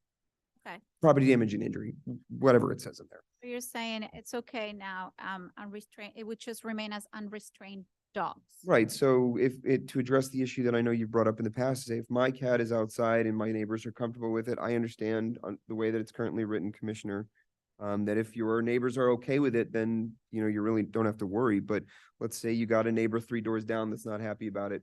Your cat goes in there, just walks across. Yeah. It doesn't cause any damage. Then there's no violation of unrestrained 326. But if they cause damage or injury, then there's still a recourse available. Is that 325. correct? Just again, hypothetically speaking, I apologize. I hate to put you on the spot because this is just something that kind of came to me Yes, during discussion. absolutely. I think, to be honest with you, you would need to understand in 325 what makes it a responsible party. Is that claiming ownership of the cat because you saw it going inside of someone's house? Mhm. Our current code doesn't state that, Mhm. and Miami-Dade County will tell you that's not claiming ownership. Mhm.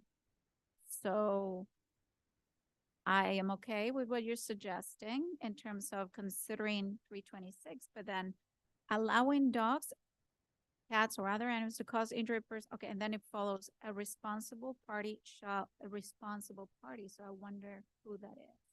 So maybe again, we could sit here all night and Brad, we could talk about changes and amendments. I'm just kind of trying to gauge a temperature of does this maybe. And I think it's a valid point that you bring. It's a very valid point. It's about, let's look in the current ordinances. For me, and I think I stated it before, it's about maybe relook at the entire ordinance. We're trying to fit in again within what we have in the code to provide for solution without exploring maybe an overhaul.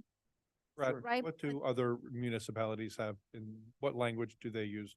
We have responsible party. What do you see in other codes? With regards to the definition of a responsible party? Yeah. The definition would be somebody in either an owner or somebody with care, custody, and control of that animal. I think it says that. It says it somewhere else. Yeah, I I'm think sorry, it's- Mr. Mayor, I need to How do you, interrupt but the briefly. point is, how do you Yeah, it has been. Madam Clerk, can we please remove the whiteboard from Zoom? She's trying. Thank you. So Somebody that has a crush on me in the village. Yeah, it's unrequited, but yes, that's me. I know. Clean my act up. So Brad, sorry, again, I don't know that that particular provision says that a response, it just says, here it just says a responsible party. So if we were to say, let's say instead of responsible party or responsible party, which shall be defined as what you just said, sorry, I don't remember. Thank you. Owning care, owner, so we have a little bit more clarity. So again, I'm just trying to think of ways that we can maybe strike a balance I that, agree with you. My question remains, Yeah. which is, how do you show that? Joe, that's your cat. I think that that would be up to the individual making the complaint. And that's the point. I So think it's up to that, code. that's the, no, because again, Well, I don't know that it would be up to code. I think it would be up to, if code were to come out, I don't want to spend too much on hypotheticals. But I think if code were to come out, they would need some sort of something. They would need something That's from the their job individual to that. figure viewed that it. out. They do Sure. they do it with Sure. dogs. They do it with, look, you can go through this code, the entire code of ordinances and find 10 million examples of things like this. Code handles it. They go in and they figure it out. And they figure out how to enforce it and when to enforce it and what they need and how to get it. And so the idea here is at the end of the day to find a solution. So we are trying to build an ordinance, not because it could be enforced. We're trying to build an ordinance that brings solution to the property issues, as well as the wildlife that we address, as well as we've been talking about so much of this. Specific to this point, responsible party again would be someone that owns a cat. Mhm. Or, or someone who has So- care or custody of the cat. and so how do you know if it's a black cat in someone's car? I think that harkens back to the discussion that we've had previously, where if hypothetically, again, if I were to make a complaint about this cat that I see, I've got to get photos, I've got to It's a get. black cat. I have to do the same thing for a dog. Correct. Exactly. I have to Correct. do- Exactly. I think. You have to have evidence and code looks at it and they determine if they can gather their own evidence. So the owner says it's not mine. Then code determines that code steps in and Veronica, this is what code does all day, every day. Oh, okay, but that's what I'm saying, to Code also minimize walks up it to as people and says, you're doing that without a permit. No, I'm not. us in the vault. Serve, they gather the facts, they investigate. They're professionals. So now we did our part and we pass it to code to figure it out. That's what we're saying. And now code figure out how within Miami-Dade County right now by law, you cannot, unless the owner has a chipped of tag, find that ownership of that cat. Okay, Cannot. I could give you lots of examples of I could go pick up someone's cat and say, this is her cat. And she would say, yeah, that's my cat. There's lots of examples of that. And you're saying when code comes to find you, you would say that's my cat and did the property damage. At the end of the day, Well, guys, certainly they would. I was thinking of this as an example it's property damage, damaging property damage that existed forever. We have issues all the time. We have insurance actually covering issues like this. And if your insurance doesn't cover, you have a judicial system to go So for. you want to tell people to go to their insurance companies to get coverage for the car that got scratched by the neighbor's cat. And if that doesn't work, take them to civil court. Yes, because Right, that's your, Right, that's your That's right. what our court system needs is a bunch of cat scratches. That's our tools right now. Those are our. Let's not get bogged down. So So that's our current tool. So to the point, yes. I'm not saying I want that. No, we have a system providing for that We scenario. also have a system here for dogs. You're saying, let's penalize those that indoor, outdoor cats. How's it penalizing anybody? Because right now I have a cat that is able to come in and out. If that cat sits on someone's car and that owner doesn't like me, it doesn't matter if it's scratched or not. If it doesn't like me, takes a picture, you say call code. Okay, code comes and says, is this your cat? I'll say, yeah, that's my cat. There you go. You But the person identified your cat. scratched it.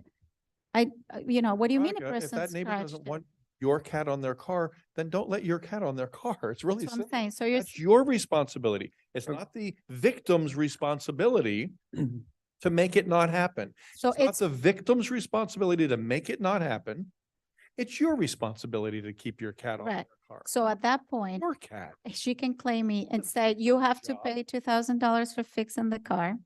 Because that's what neighbors do. We spoke about all of them saying they want to come together with a solution. That's what we heard about today. What we heard was. And come can I together- finish Okay, just a this is point? what we're Just a going, point. we're going in the weeds here and we're I'd just like to. muddying the water. like to when interject if This we is can. three very specific things in here that are already in our code. All right, I'd like to just interject and I'd like to just not change the topic, but that was my question. That's what I was looking for. I was looking to see if there was a way that there might be middle ground, because of course, like we've done in the past, I prefer unanimous votes. So I'd like to see support from everyone, but Vice Mayor, I'd like to give you an opportunity to ask a question or say anything that you like as part of our discussion. No, anything that you would like to say as part of our discussion. Listen, when I first voted for this, I voted for it reluctantly. I think I made that very clear. Because we had residents coming to us that had a problem. And I felt that this was a Band-Aid. This wasn't a solution. Obviously, the cat situation, I've never owned a cat. I've had many cats that visit me today at our home. They visit us and they're lovely cats. And I'm happy that they come by and grab little mice and rats and whatnot. But this is not a solution to the big problem. The big problem obviously is the fact that we have so many strays. And that's why, TNR is so important. And we talked about that. And so, we need to look at the big picture. I still don't think that this is a little Band-Aid. This is really just addressing people that own. I don't understand also from a pet owning standpoint, how cats operate. I just have never had cats. So I don't understand, this in and out thing where, my dogs are, I have little tiny dogs and I have a medium dog. They don't ever go outside. I mean, without us, in the yard and whatnot. So I don't understand how cats, can go out and I mean, I picked up my neighbor's cat from Griffin across the street from me and was run over, and I had to let him know that the cat had been run over. That was a horrible experience. They have little kids, and they were there when I told the parents that the cat had been run over on Griffin right across my house.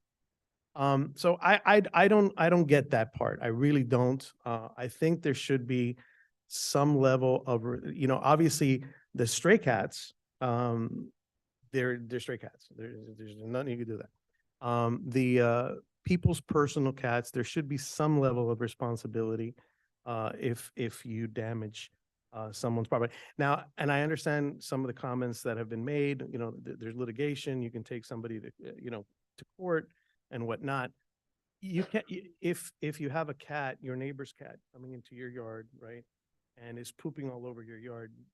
That's not a court case. I don't think there's a court in America that's going to take that up, right? I just don't think that's. I don't know. I practiced in small claims court for a very long time, Art. So is that something that they would take up? They've been on Judge Judy too, actually. Puppy, that I believe. So I don't know if that's something that is feasible. I don't know. So, but I think there should be, to your point, and I like that idea where you were headed with this, some level of responsibility. And then to her point, I don't see how this is ever going to get enforced, because what are they going to do? The cat scratched my car. Well, let me see the cat's nail to make sure that there's silver paint under its nail. They have videos. They have videos of it happening. We have neighbors who've shown us videos. I honestly, I said this before as well. I find this ordinance going to be very extremely difficult to enforce in any way, shape, or form. Just like the dog situation, we keep talking about dogs. I think somebody mentioned up here tonight that there have been no dog fines. There's no dog, it's there, but nothing happens to it. So I do like the idea of, actually, because listen, guys, the reality is I don't have a dog or a cat in this fight.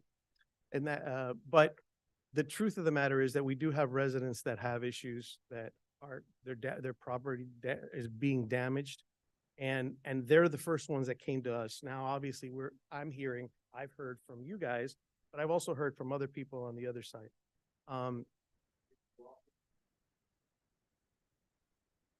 Well, we're talking now about trying to come up with some level of solution. Oh. Yeah, right. Well. But again, One should the onus resident- of that be on the property owner?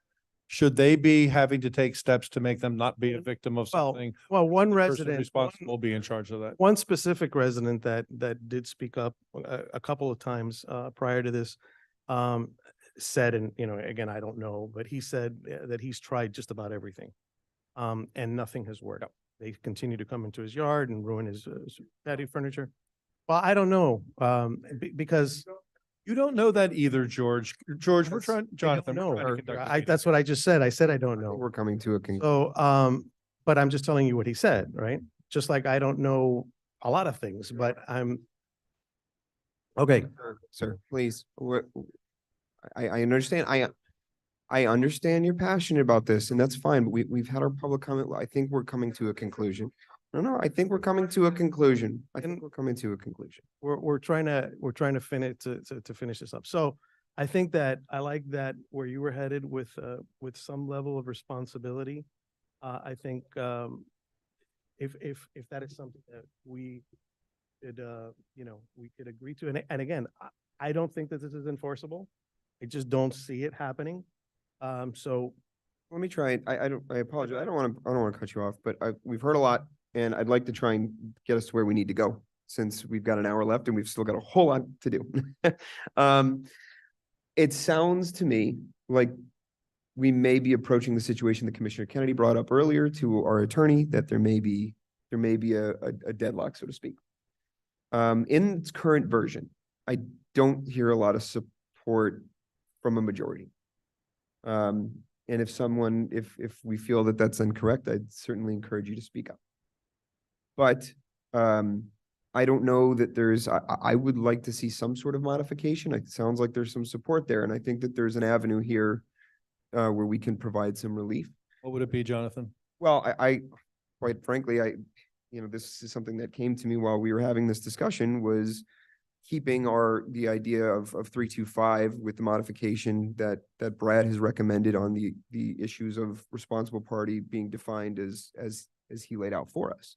And then not going forward with the amendments to 326, because it sounds like from what I've heard from people tonight and several times prior, is that there's a concern about outdoor cats and transient cats and a lot of those things. Okay, may I make a suggestion then? Sure, please. To kind of tie Yeah, it together? of course. So if you eliminate 326 altogether, you keep 325 and make it say causes injury to person, property, or animal, or defecates or urinates on the property. That has to be included in there. People's yards are full of cat poop. So, all right. That's one of the things. We All need to right. make sure that poop is included in damage somehow. Look, I appreciate this. I think that's completely fair. In trying to make. We have specific examples of, Sean in here saying, picking up toys full of cat poop. But to take that now and to continue the discussion that we were having earlier, is there any type of support where we get some traction there from this? I am happy to take off 326. Again, my point here, and I just want to throw it out there because again, for procedures, I understand there is a motion on the floor related to how it stands right now. My recommendation was to really work towards a solution. Well, may I? We haven't I think arrived there. I would love to see you bring that back and come and wrangle the topic of the bigger problem of feral cats. Because that's what really a lot of this is about. So. Is if you it? want- Yeah. It's not addressed here in the ordinance. That's what a lot of this is about, is feral cats. People came here. So I'd like. People came here thinking this was gonna be about feral cats, about getting rid of feral Brad, cats. Yeah. Brad, can I Yeah, ask a lot you of people question, did, brought it procedural up. Question here. We have a. I'll go back and listen to the comment and you'll motion. hear I have a. cats come up 100 times. I have a procedural question for us, and I'd like Brad to answer it for us. We have a motion that's pending right now, and the motion is to approve this as it's written. And again, not speaking for anyone, it sounds like there's not a lot of support for that. So if we were to try to make an amendment to it, do we first need to vote on that motion and then make an amended motion? Or if we vote on that motion, does it close the matter entirely and we're done? I can amend my motion. Right. Okay, As part of your discussions, sure. you can come up with an amendment to the motion. Okay. Then the motion would be quote unquote amended to include the amendments. Okay. And then it would. So can I articulate a sample? Well, before, and before. Topic, so we. Yeah. we don't have Sure.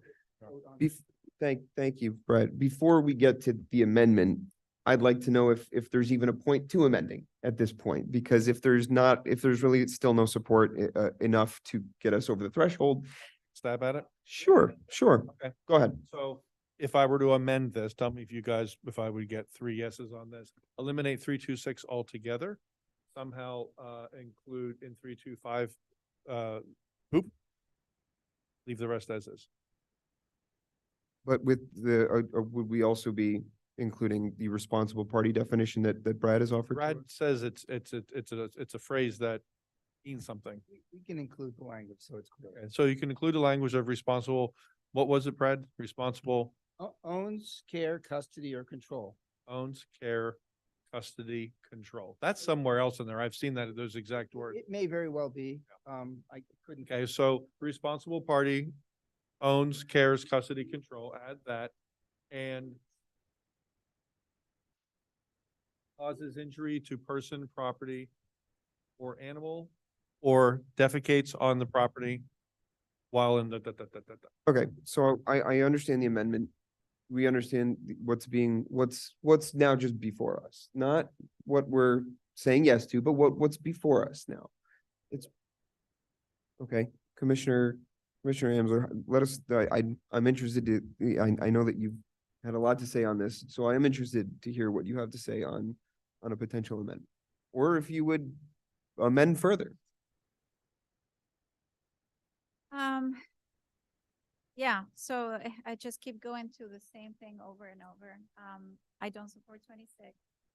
Okay, okay, yep, we're gonna, Out. yep, But then go to the next portion of it. of, How do you, even if we were to, decide the responsible party, it's somewhere clear, which I still don't understand, Brad, to your example, how we would define that on language, because we have to approve it today.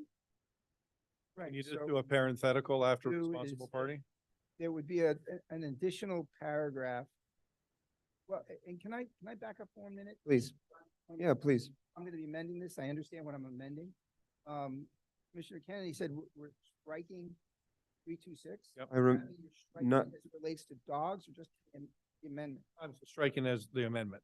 Okay, so it's. Keep it in there as a relation. Yes, I'm sorry. I didn't say Ordinance that. Correct. as it. Just the amendments to it would I be just wanted to coming. make that clear, so I. Yeah, sure, So, of course. so. I think we're working that out. I think we're working. What we Brad, do. Brad, Sorry? go ahead, I'm listening. Brad, please, everyone, please, we're trying, I'm trying to get the recommendation from the attorney. Brad, To answer your question, the way 3.25 would read, if it were to be approved by you all, is a responsible party. Would you speak into your mic, Brad, so it's recorded? Yes, a responsible party who is defined as one who owns or has care, custody, or control. Mhm.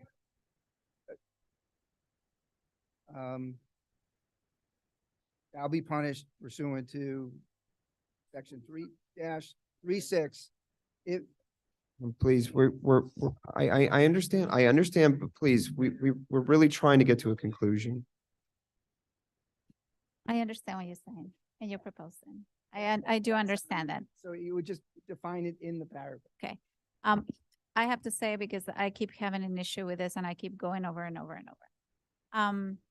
My proposition was gonna be to table it and come back with literally solutions, provide data. How many cats are we talking about? Is in which area? What other municipalities are doing? some information on what's happening that's been provided to us so that we can look into which amendments are necessary. What information? I'm not saying, Vera, I want to, no, I just want to finish because I don't want to forget.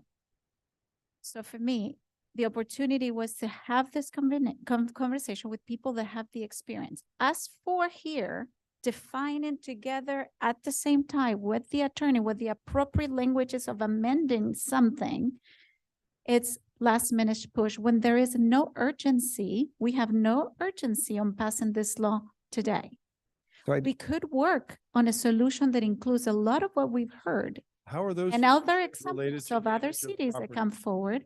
So we can come with an appropriate solution. And I'm telling you now, and I'm the first one to say, I even asked the attorney, is it a conflict of interest? Because I have an indoor-outdoor cat. Mm. And the answer is no. I have to vote on this thing. And that's why I'm coming forward. So that's why I bring it. I'm like, I'm happy to look into things that I could do from my side of it to fix the issue. But at this point, we are again going over and over the current language to see if we can fix it tonight. Yeah. I don't understand the reason of it now. Specific to, we have now eliminated that one part. So it's specific to protecting, giving people recourse who have damage. That's all it is. You're you're adding poop and pee. Mac, can you amend your motion and call for a vote, please? Yeah, I'll do that. Thank you. So I'm going to amend my motion to change the language of 326 to take out the amendments related to cats and other animals, to amend section 325, to add the language that Brad suggested, clarifying responsible party, and to add defecation in there as specified as a damage. Don't touch 322. That's my amendment. Did I miss anything, Brad? When you say don't touch 322 was not part of the modification. 322 is fine. 325 is clarify what responsible party is. Add defecation in there, specify that it's damage, it counts as damage. And 326, leave it as it's written currently in our current code, removing the cat and other animal. So we can just go back to 322 for a second, Mhm. just so the motion's clear. Are you leaving 322 as presently is As or as present. amended? As amended here. As meaning it hasn't been touched, 322. Yes. The underlined portions are staying. No, it has been amended. The underlying portions stay. Correct. Look at, The way you're looking at 322, it stays. The way you're looking at 32, the underscore is removed. Yeah, this one I understand. I'm talking about 322. right, just the amendments. Yeah. The proposed amendment are under. Okay, so that would stay. That's what she can- Okay. Brad, does this, if with the amendment, does this have to come back to us again, or it would be amend? Okay, just, The name of it. just under. That's my amended motion. Anyone second that? Okay, so the amended motion, I guess, Madam Clerk will all roll on that, correct? Okay, so the amended motion from Commissioner Kenny, I'm sorry? The whole thing as amended.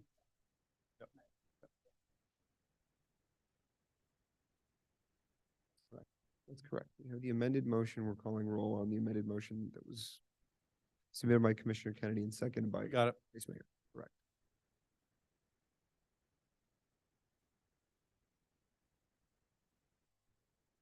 Yes, yes, of course.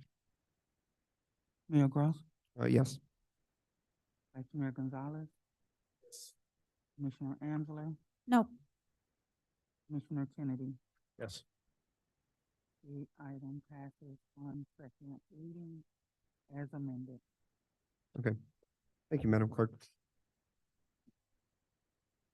All right, so having concluded our item 10B, let's move on to our item 10C.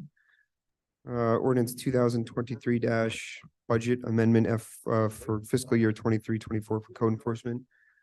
Mr. Attorney, would you read this one onto the record for us, please? This is 10C, correct? Correct. Yep, 10C. Okay. No, no problem. Ordinance of the Village Commission of the Village of Biscayne Park, Florida, amending fiscal year 2023-2024 budget, ordinance number 2023-11, to transfer funds from the village's administration general fund to the code enforcement general fund providing for conflicts, providing for severability, providing for an effective date. Okay, thank you, Mr. Attorney. Mr. Manager, is this something that you need to introduce for us? Absolutely. Okay, please go ahead. What this is doing, actually, let me back up a little bit. We have changed insurance carriers, saving us about $101,000 a year. What this ordinance is doing is moving a portion of those funds from the insurance savings into our code department to fund an additional body within the code department. So we will have the 3 enforcers, and this is going to create a full-time code clerk. The issue is our 3 enforcers are currently spending the bulk of their time in the office doing administrative work. In order to get them out of the office and actually enforcing code, we need to have this additional position to take that administrative burden off of their plate. This year, there will be no financial impact because, as I said, we saved $101,000 on insurance premiums. Moving forward in subsequent years, there will be an impact of just over $63,000. This particular budget ordinance is not authorizing that in the future. We'll deal with that during the next budget process, but instead just moving those funds so we can get this person hired. Okay, thank you, Mr. Manager. So do we have a motion to approve 10C in a second? I'll make a motion first to limit debate. Second. Okay, all in favor?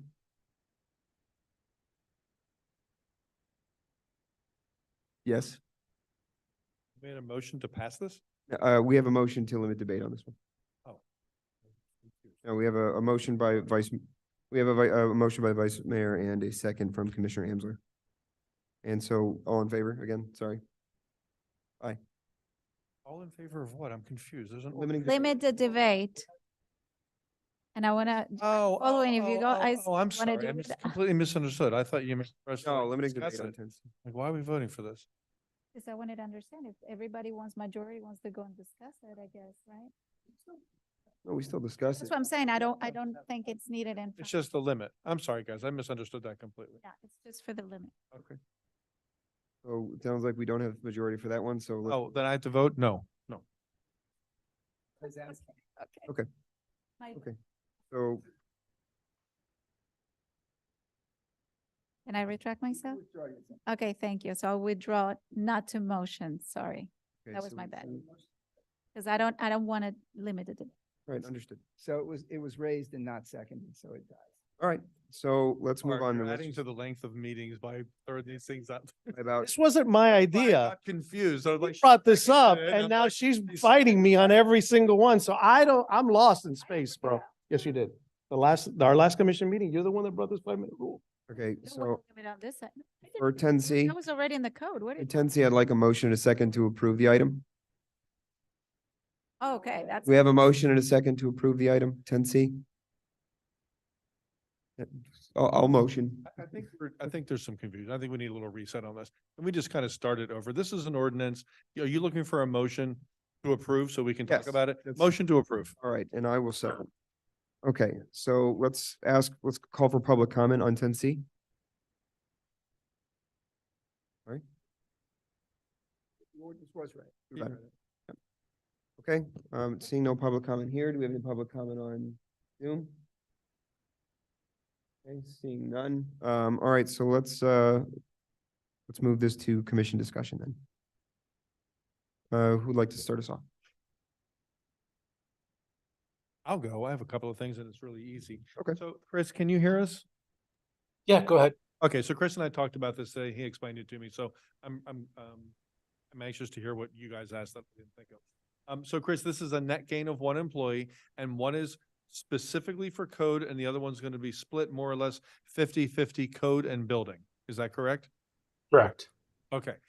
Do you feel that is giving code on the clerk side of things 1.5 people in there and it gives the building department only half of a person?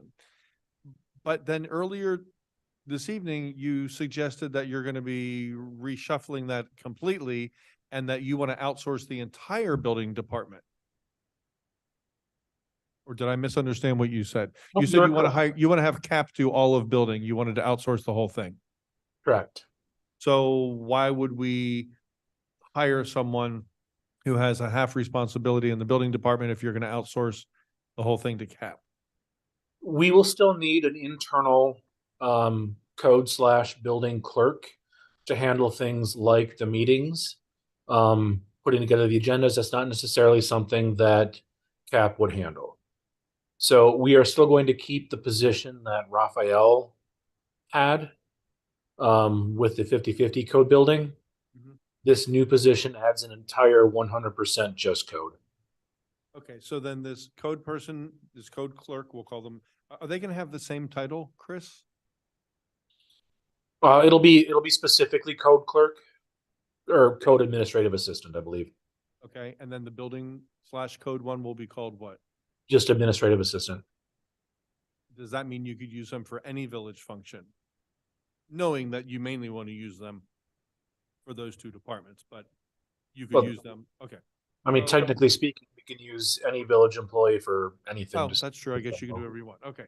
And they're both going to be the exact same pay, both of these clerk positions? Correct. Okay. And you're gonna, if we approve this, you're going to move forward with hiring both of them immediately. Unless this requires a second reading, Mr. Attorney? It does. Those So are my then- questions. Okay, thanks, Commissioner. Do we have any other commission discussion on this item? I don't have any. No, Commissioner Amzer? Yes, so Chris, I have a couple questions. So I guess my first one has to do, if I have to backtrack a little bit to understand what's the big picture here? I am trying to understand, I see the changes you're making. It's hard for me to understand long-term how this will be sustained. One, because of the budget that is requires long-term, adding an extra vendor, an external, sorry, and added an extra employee. The other portion I'm missing is to understand if it is actually a full-time employee or is this someone that we need to catch up with workload existence? So is this something that can be maybe fixed through a vendor for a period of time, maybe a part-time that can help us with the administrative work? Tell me, how did you arrive to this decision, and have you considered hiring someone temporary from a vendor, from say CAP, for example? Yeah, happy to speak to that. The situation is our current code situation is that the three people who are able to enforce code, which would be Doreen, Luciano, and Raphael. Those three folks are not able to get out into the field as much as they should because they're spending the bulk of their time in the office on administrative duties related to the violations and citations that they're writing. As we add things like, or as we add focuses like driveways, trash, short-term rentals, cats, everything else, we need those three folks to be out in the field 90% of the time. The only way we can free them up to do that is if we have somebody come in-house, somebody handle those administrative aspects. So this is the research, the documentation, sending out the required mailers, the required notices, things like that. We need to have this administrative person in-house handle all of that so that we can get them out in the field. As far as moving forward in the future, it's kind of a stretch, but we are going to have this same savings from insurance every year. So the net is $40,000 extra in the budget because we're going to be able to save this insurance. So this year we're moving 63 of that right to this person. In future years, it's kind of going to be the same thing. We won't have to pay out that extra $101 or $101,000, and I'll be asking for that to come to code.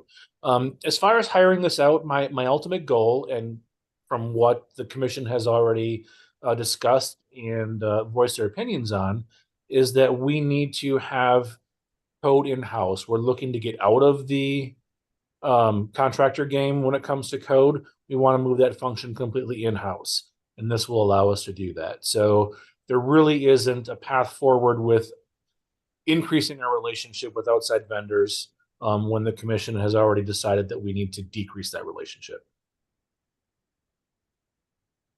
Okay.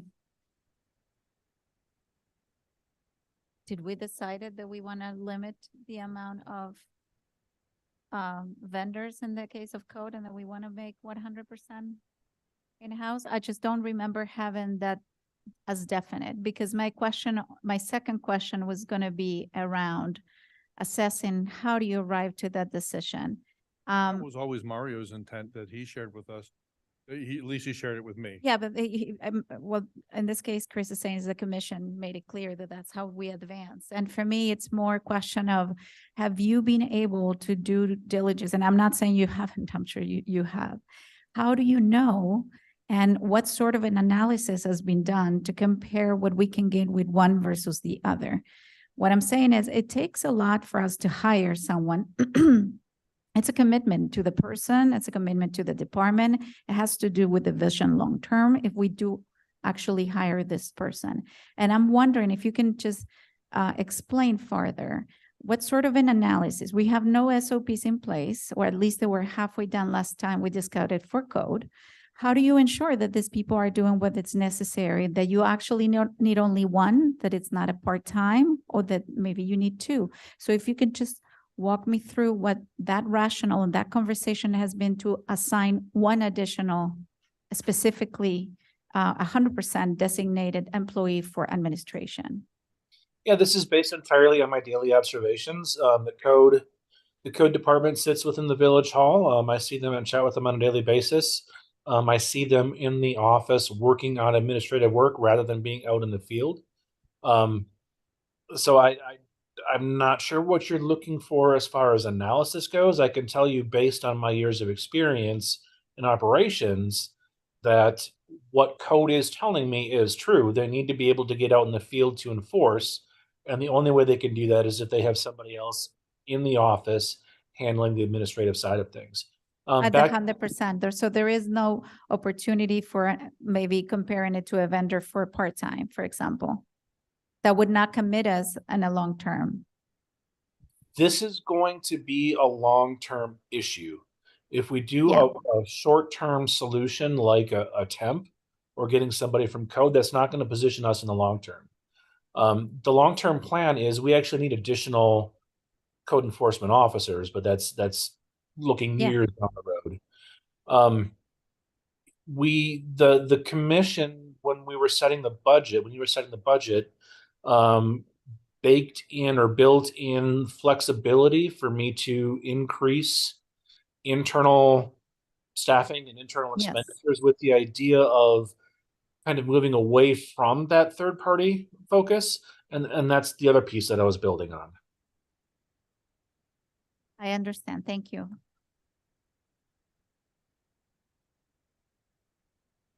Anything else, Commissioner? Okay, thank you. Is there any other discussion on this item before we move to vote? None? Art, did you have anything to add to this? Okay, so, I'm sorry, I'm kind of stuck. Sure.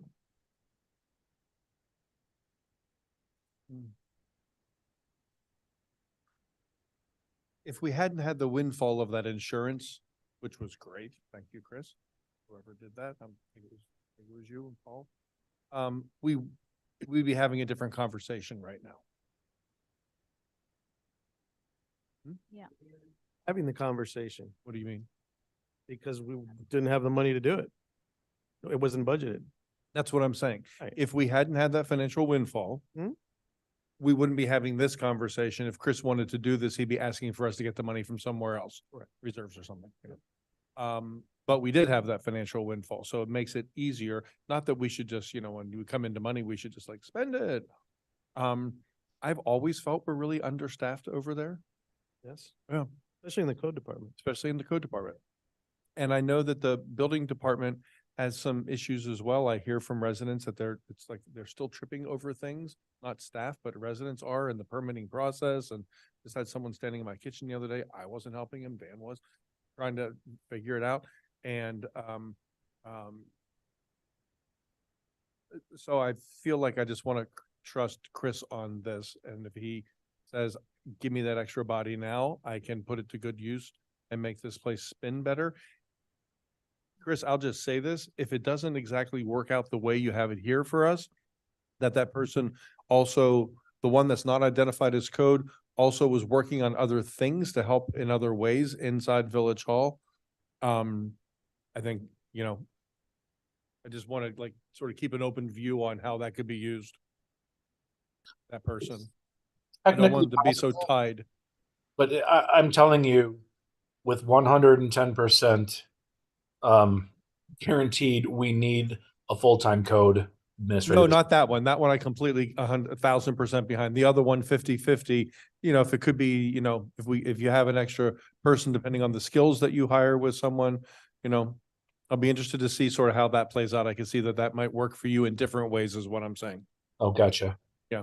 No. The code one, 1,000% behind that, and that a chunk of the second person as well. Okay, I'm ready to vote on this. I just kind of was stuck there in my brain on it. Sure, no problem. Okay.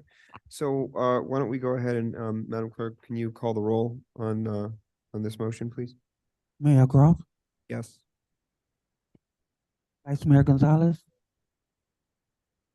Commissioner Amsler, It's a tough one for me, Chris, but one of the things I spoke to you about is you are in to make certain changes and we hire you for it. And I would vote yes for this change.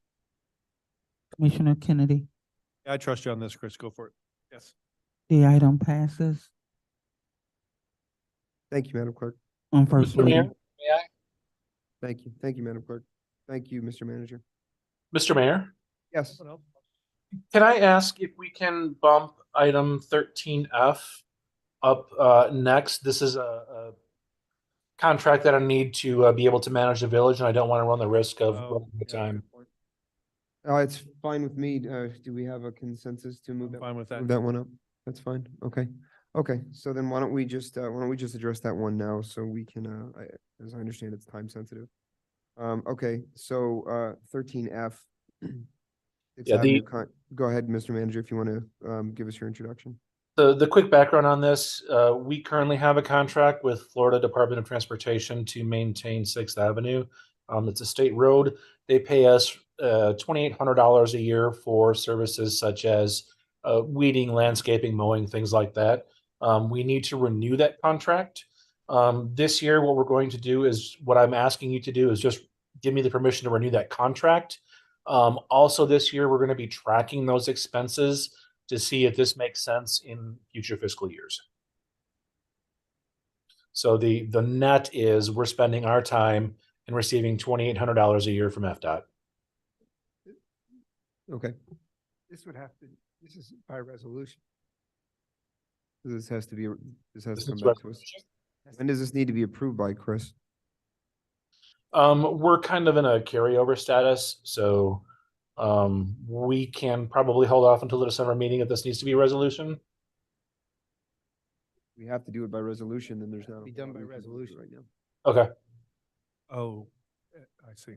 So we can't. my mistake. I thought contracts were allowed. Understood. You can't vote it unless it is by resolution. You're approving a track. Okay. Do it by resolution. Well, then I will make a note for this to be placed on. Even though it's a continuation of an existing contract? It's still It's a new. Okay. It's not a new contract, but you're amending the contract to extend, as I'm understanding it, you're renewing the contract to extend it. So we're So we're amending it. And it sounds like, if I'm understanding what the manager's saying, it sounds like the contract's already expired, but they're just carrying it over. Chris, can I ask you a question? Because this was going to be my question. I looked back and found the last one that we renewed, and it's the same amount of money. Is that correct? Correct. Yeah, so Everyone gets paid more. Well, there's not a whole lot we can do with it right now anyway, so I think when we get Because to, it's the same amount of money, does that help us get it done tonight, Brad? No, doesn't matter. Still, no, because I haven't seen the original agreement, so I don't know whether it's completely expired, if it was some. we're within an extension or a renewal period or something. Understood. At this point, What were you? I was just gonna, if I may. Mr. Yeah, Mayor, please.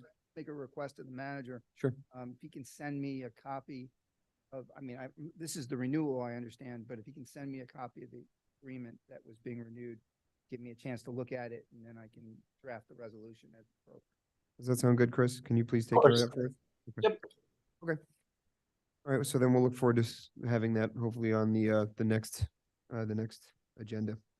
All right, so turning back to our last ordinance for this evening, which is ordinance 10D, ordinance 2023, lending vacation rentals hosted in suspensions. Mr. Attorney, is this something you can introduce for us or read onto the record? Yes, so just so everybody understands where this is coming from, there have been two issues that the village has encountered as it relates to this registration. One of them, if you remember, was scheduled for a quasi judicial hearing before this commission, and then it was pulled out after we had realized the wording. It was the revocation of The revocation. So there are two situations, which are kind of, lack of a better term, the loophole in your registration ordinance. One deals with dealing with hosted rentals, which under the Department of Business Regulation do not require a state license. And one of the conditions that were set in your application under 19-1-4 was that the condition proceeding to obtaining a license from the city, or registering with the city, you needed to obtain a license from DBR, excuse me. And that was a physical impossibility. So that was something that we had to correct. Then there was a second issue that came up from the tax collector, Miami-Dade County tax collector, with regards to the requirement of the owners of the short-term rentals, requiring them provide proof that they were submitting their business tax to their can't think of the other tax off the top of my head, but the other applicable taxes to the county. And that again became a physical impossibility, because what was happening is right. So, thank you. Didn't think, I was just trying to, it's getting late. So because what was happening is it was also the vacation tax. But what would happen is the companies that were managing, whether it be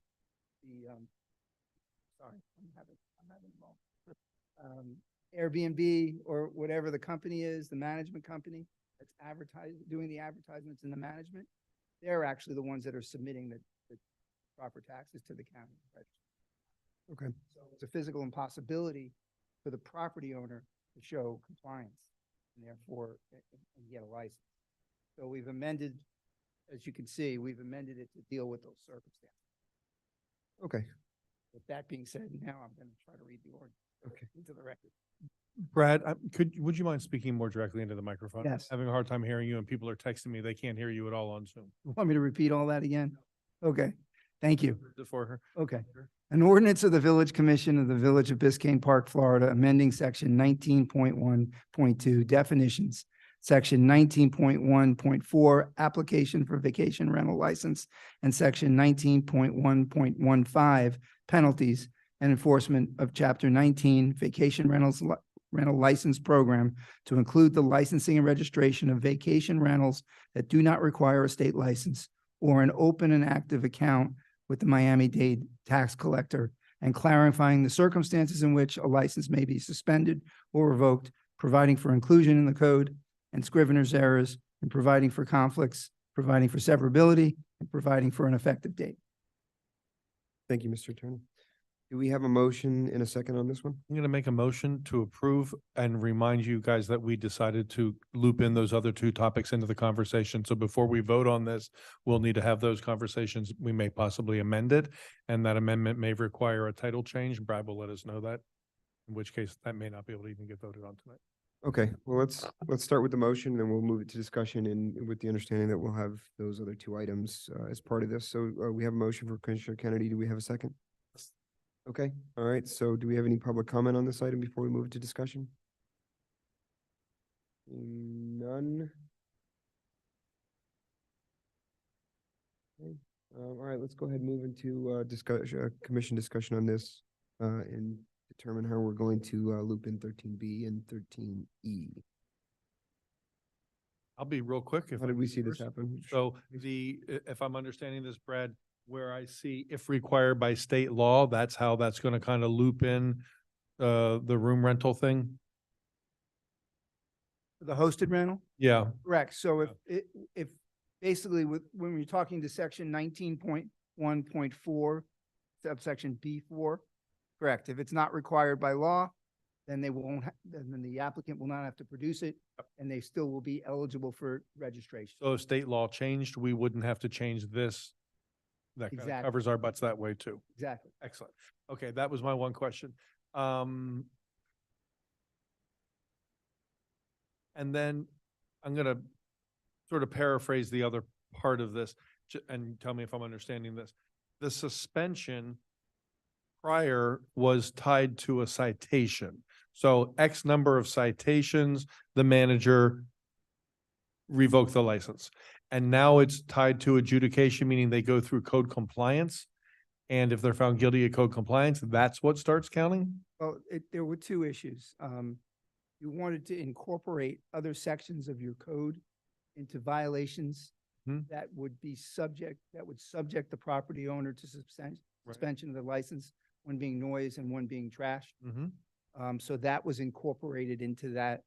In order for you to have that suspension, there has to be some adjudication that the individual violated that section of the code in order to suspend their license. Not merely a citation, but it's adjudicated and they're found guilty. Because if they're Oh, I understand. I'm just making sure I understand that that's what that's. Because if they're cited and then they go before the code board and the code They're innocent. finds them they're not in violation, then you can't penalize them for something they weren't. Okay. Doesn't sustain that they did. Those are my only comments and questions. Okay, so why don't we do this then? Why don't we find out if there's any other discussion on the ordinance before we tackle 13B and 13E? So do we have any other discussion? Sorry? Okay, perfect. So do we have any other discussion items on the ordinance that's in front of us? The amendments to the ordinance that's in front of us? No, Commissioner Amser? No? Okay, so then I guess how do we see doing this? Do we see adding in items from 13B and 13E, or do we feel comfortable voting on the amendments that we have in front of us and then determining if it's got to come back with additional amendments to 13B and 13? Well, once we vote on it, if we were to approve it, then it's closed up, right? It would be. We couldn't go back in there. We couldn't have a conversation about 13B and then go in there and change it again. Well, this is first reading, Yeah. so it could be amended between first and second reading. Okay, so we could just vote on this now and then have the other one. And quite frankly, some of the, just looking at the discussion item, I had a chance to look at it this morning. There are some things in here that need discussion as to whether or not they're feasible or not. For 13B and 13E, you're saying? B especially probably. The short-term rental ordinance and noise? Yes, 13B. Okay, so then why don't we do it this way? If this is first reading, it's got to come back to us anyway. Why don't we vote to approve it and then let's move, and then we can have our discussions with 13B and E and see if it's something that we're even able to add into it for a second. So, having said that, we have an open motion on 10D. So, Madam Clerk, would you call roll on that open motion, please? Mayor Groff, Yes. Vice Mayor Gonzalez. Yes. Commissioner Amsler, Yes. Commissioner Kennedy. The item passes on first reading. Madam Clerk? So 13B and 13E, we're kind of going to be discussing together. But why don't we move in order and see if we can tackle 13A before we get there. So why don't we move into having no resolutions or old business at this time? Let's move into 13 and begin with 13A, the RFP for the pickleball courts. And Vice Mayor Gonzalez, I understand this was your addition. Yep, 13A, very simple. Just asking the manager to get some bids so that we can get a hard number on what the actual cost to build these courts on. That's it. Okay. It's a discussion item, so it's just the floor is open on anyone that wants to discuss or comment on this. Limit discussion on this too. Since it's my item, I might as well be consistent, right? Okay, we have a motion from Vice Mayor Gonzalez to limit discussion of 5 minutes on this item. Do we have a second? Sorry, Vice Mayor. Okay, so 13A, does anyone want to get us started? Are there any questions or discussion items? that- Always look at me first. I look both ways. I look both ways. It's a short list. What does an RFP cost to put out, Chris? Or anybody? Is it completely free? There's no charge? Nothing. I There's thought no there was cost. I thought there was some associated cost with an RFP. No. And if you put out an RFP and you get a bid that you like, are you required to take it? If somebody fits the bill, are you required to take it and move forward with the project? Do you have an out? So the answer to your first question is no, and the answer to your second is yes. So what we do with the request for proposal is say, give us a quote or give us a proposal to come in and build a pickleball court. Once we get the required number of proposals, that's something I would bring to the commission and ask for your approval or denial. And do you know, can I say this? Yeah, we're in a public meeting. So have you guys discussed what elements you want included in this? For example, when we talked about it before, it was 2 courts. And then Jonathan suggested that it be fit onto what could also be used as a tennis court. And I love that idea because tennis is something else we get requests for. So if it can be designed as such, did you guys discuss that? Could that be in the RFP? I'm sure we could, but we got some preliminary quotes and the tennis court idea was excessively expensive. Yeah, it was exceedingly more. Way expensive. past 100. There was a quote that the Vice Mayor had. But I mean, listen, it doesn't was- hurt. If it doesn't cost us nothing, I mean, we could always ask, right? That's true. I'm in favor.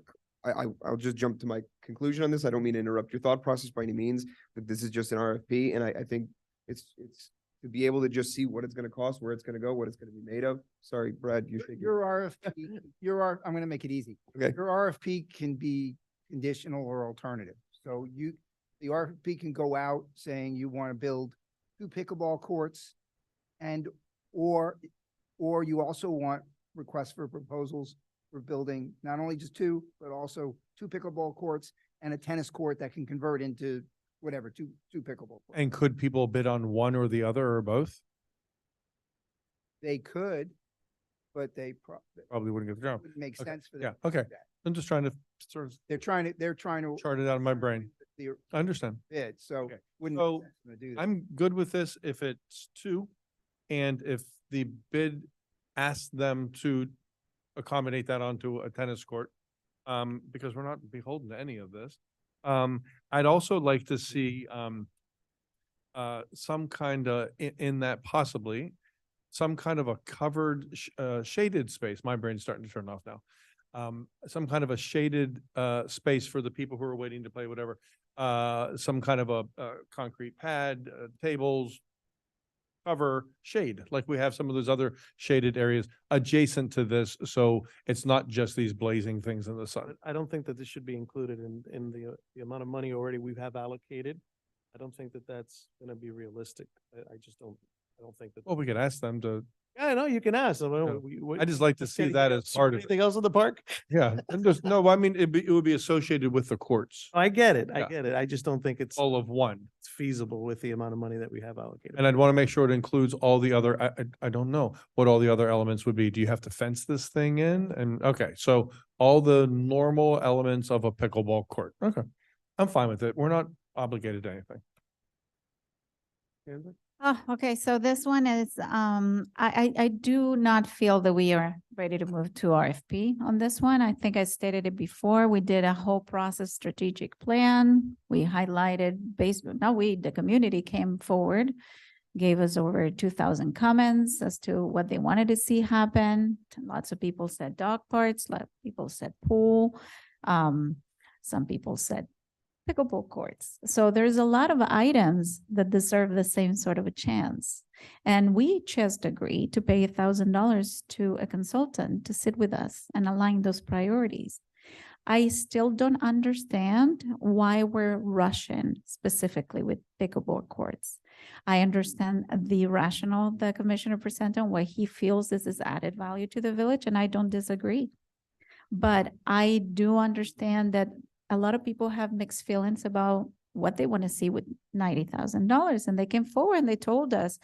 And we owe to them to do due diligence and go ahead and analyze what those priorities are going to be, and then assess and ask staff, which is, you know, you're not paying for an RFP, but you have people, you know, assign time for it. In essence, you're telling staff that this is a priority. And I don't agree with that thought. I am not saying no to pickleballs whatsoever. I think it's a fun idea. I just don't see the urgency in November to address it when we just came across saying, listen, let's sit down, draw a line, plan it out, and then we could be, quote me 5 things: tennis, pickleball, pool, dog park. Board cornhole. Yeah, bring it all. And let's talk about the shade. You know, there's the other part of this that comes from the manager. And this is a discussion I've had with Chris related to this item. If you guys remember, this was originally just addressed in the budget as pickleball courts. And then I requested to please extend it to recreational upgrades. We added like a /rec upgrade, something like that, with the idea of expanding what the opportunities could be. Not because I don't like, again, pickleball, but because there's other things to consider, such as the shade you mentioned. But Chris may come forward saying that it is actually the building itself that needs upgrades that we haven't even discussed. Again, the community is not going to tell us this. The manager is going to tell us this, and we only have 90 grand.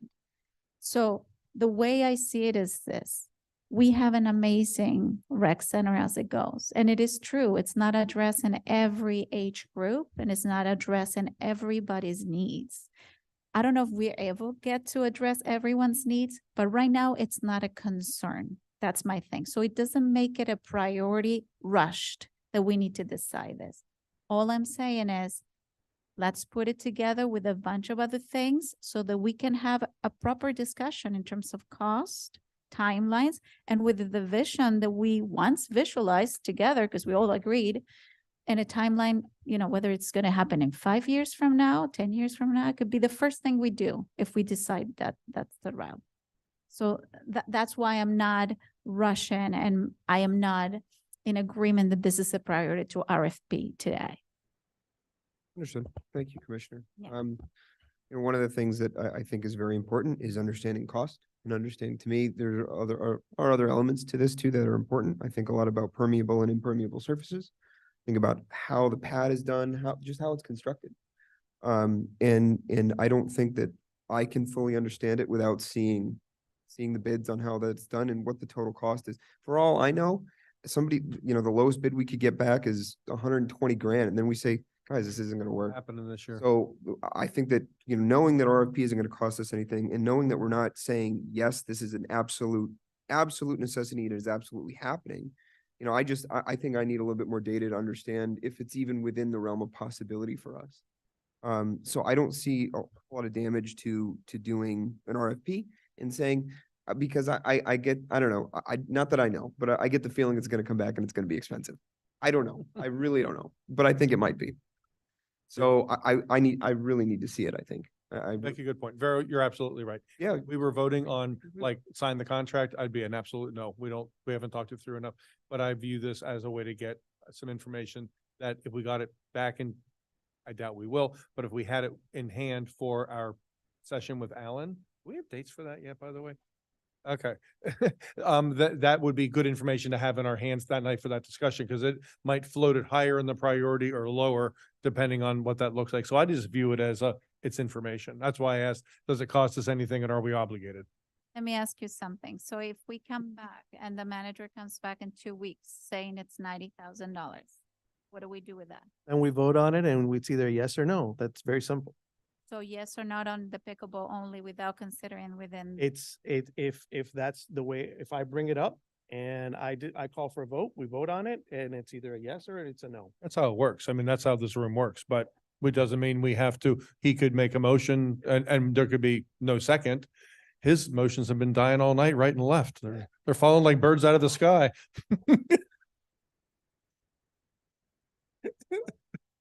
know. So, yeah, You know, we're just gonna continue to leave stuff on these agendas and just make them longer and longer each time. okay, so I'm in favor of this. So we just need consensus on this one. I would be in favor of, sorry, Just consensus. yeah, I would be in favor of asking the manager to procure these. All right, so understanding the amount of time that we have left, I don't know how we feel about 5 minutes to tackle short-term rental ordinance and noise. I'm sorry, Mr. Mayor, I didn't quite catch all the responses. Is that a consensus for a Yeah, yes? so sorry, Mr. Manager, was a consensus to have you go Okay. ahead and start the RFP process so we can understand the cost and the bidding. Thank you. So we're not gonna try to tackle either of those swale things. Do you want to try to have a super quick conversation about the evaluation? Because I have a really easy opinion on that. Okay.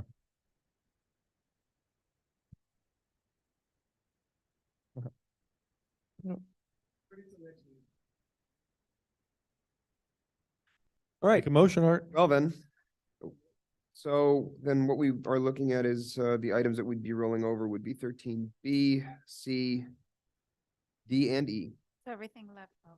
I'm sorry, and F is coming back as a resolution, not as a discussion item. So those are the items that we would be placing on the next agenda. So having said that, those are the items we're going on the next agenda, and at this time, no, I don't think so. What's our meeting with Alan? When do we need to get That's a good dates for that? opportunity to say, Mr. Manager, are you still there? I am. We're looking at most likely January based on the limited schedules and the holidays in November and December. Okay. Okay, well then we'll have to talk about it. Okay, well then we'll have to talk about it the next meeting, his availability and our availability. Can we just look into the time for the next meeting? Are we going to continue to meet at 7 o'clock or are we going to? 7 o'clock, Madam Clerk? I thought it was through the end of the year as well. The request from Commissioner Olivera was 7 PM through the end of the year. Okay, it doesn't bother me. Yeah, okay, all right. Okay, so we moved everything to the next agenda, so at this time I'd ask for a motion to adjourn. Well, no, to add things to the agenda, the two items I walked. Oh, I'm sorry, yes, the MLK Day of Service and the 2024 meeting. or meeting calendar. Yeah, okay. Yeah, there's some notes. I got 4 pages full of notes. Okay, so those are the items we'll be moving over to the next agenda. Madam Clerk, thank you very Motion to much. adjourn.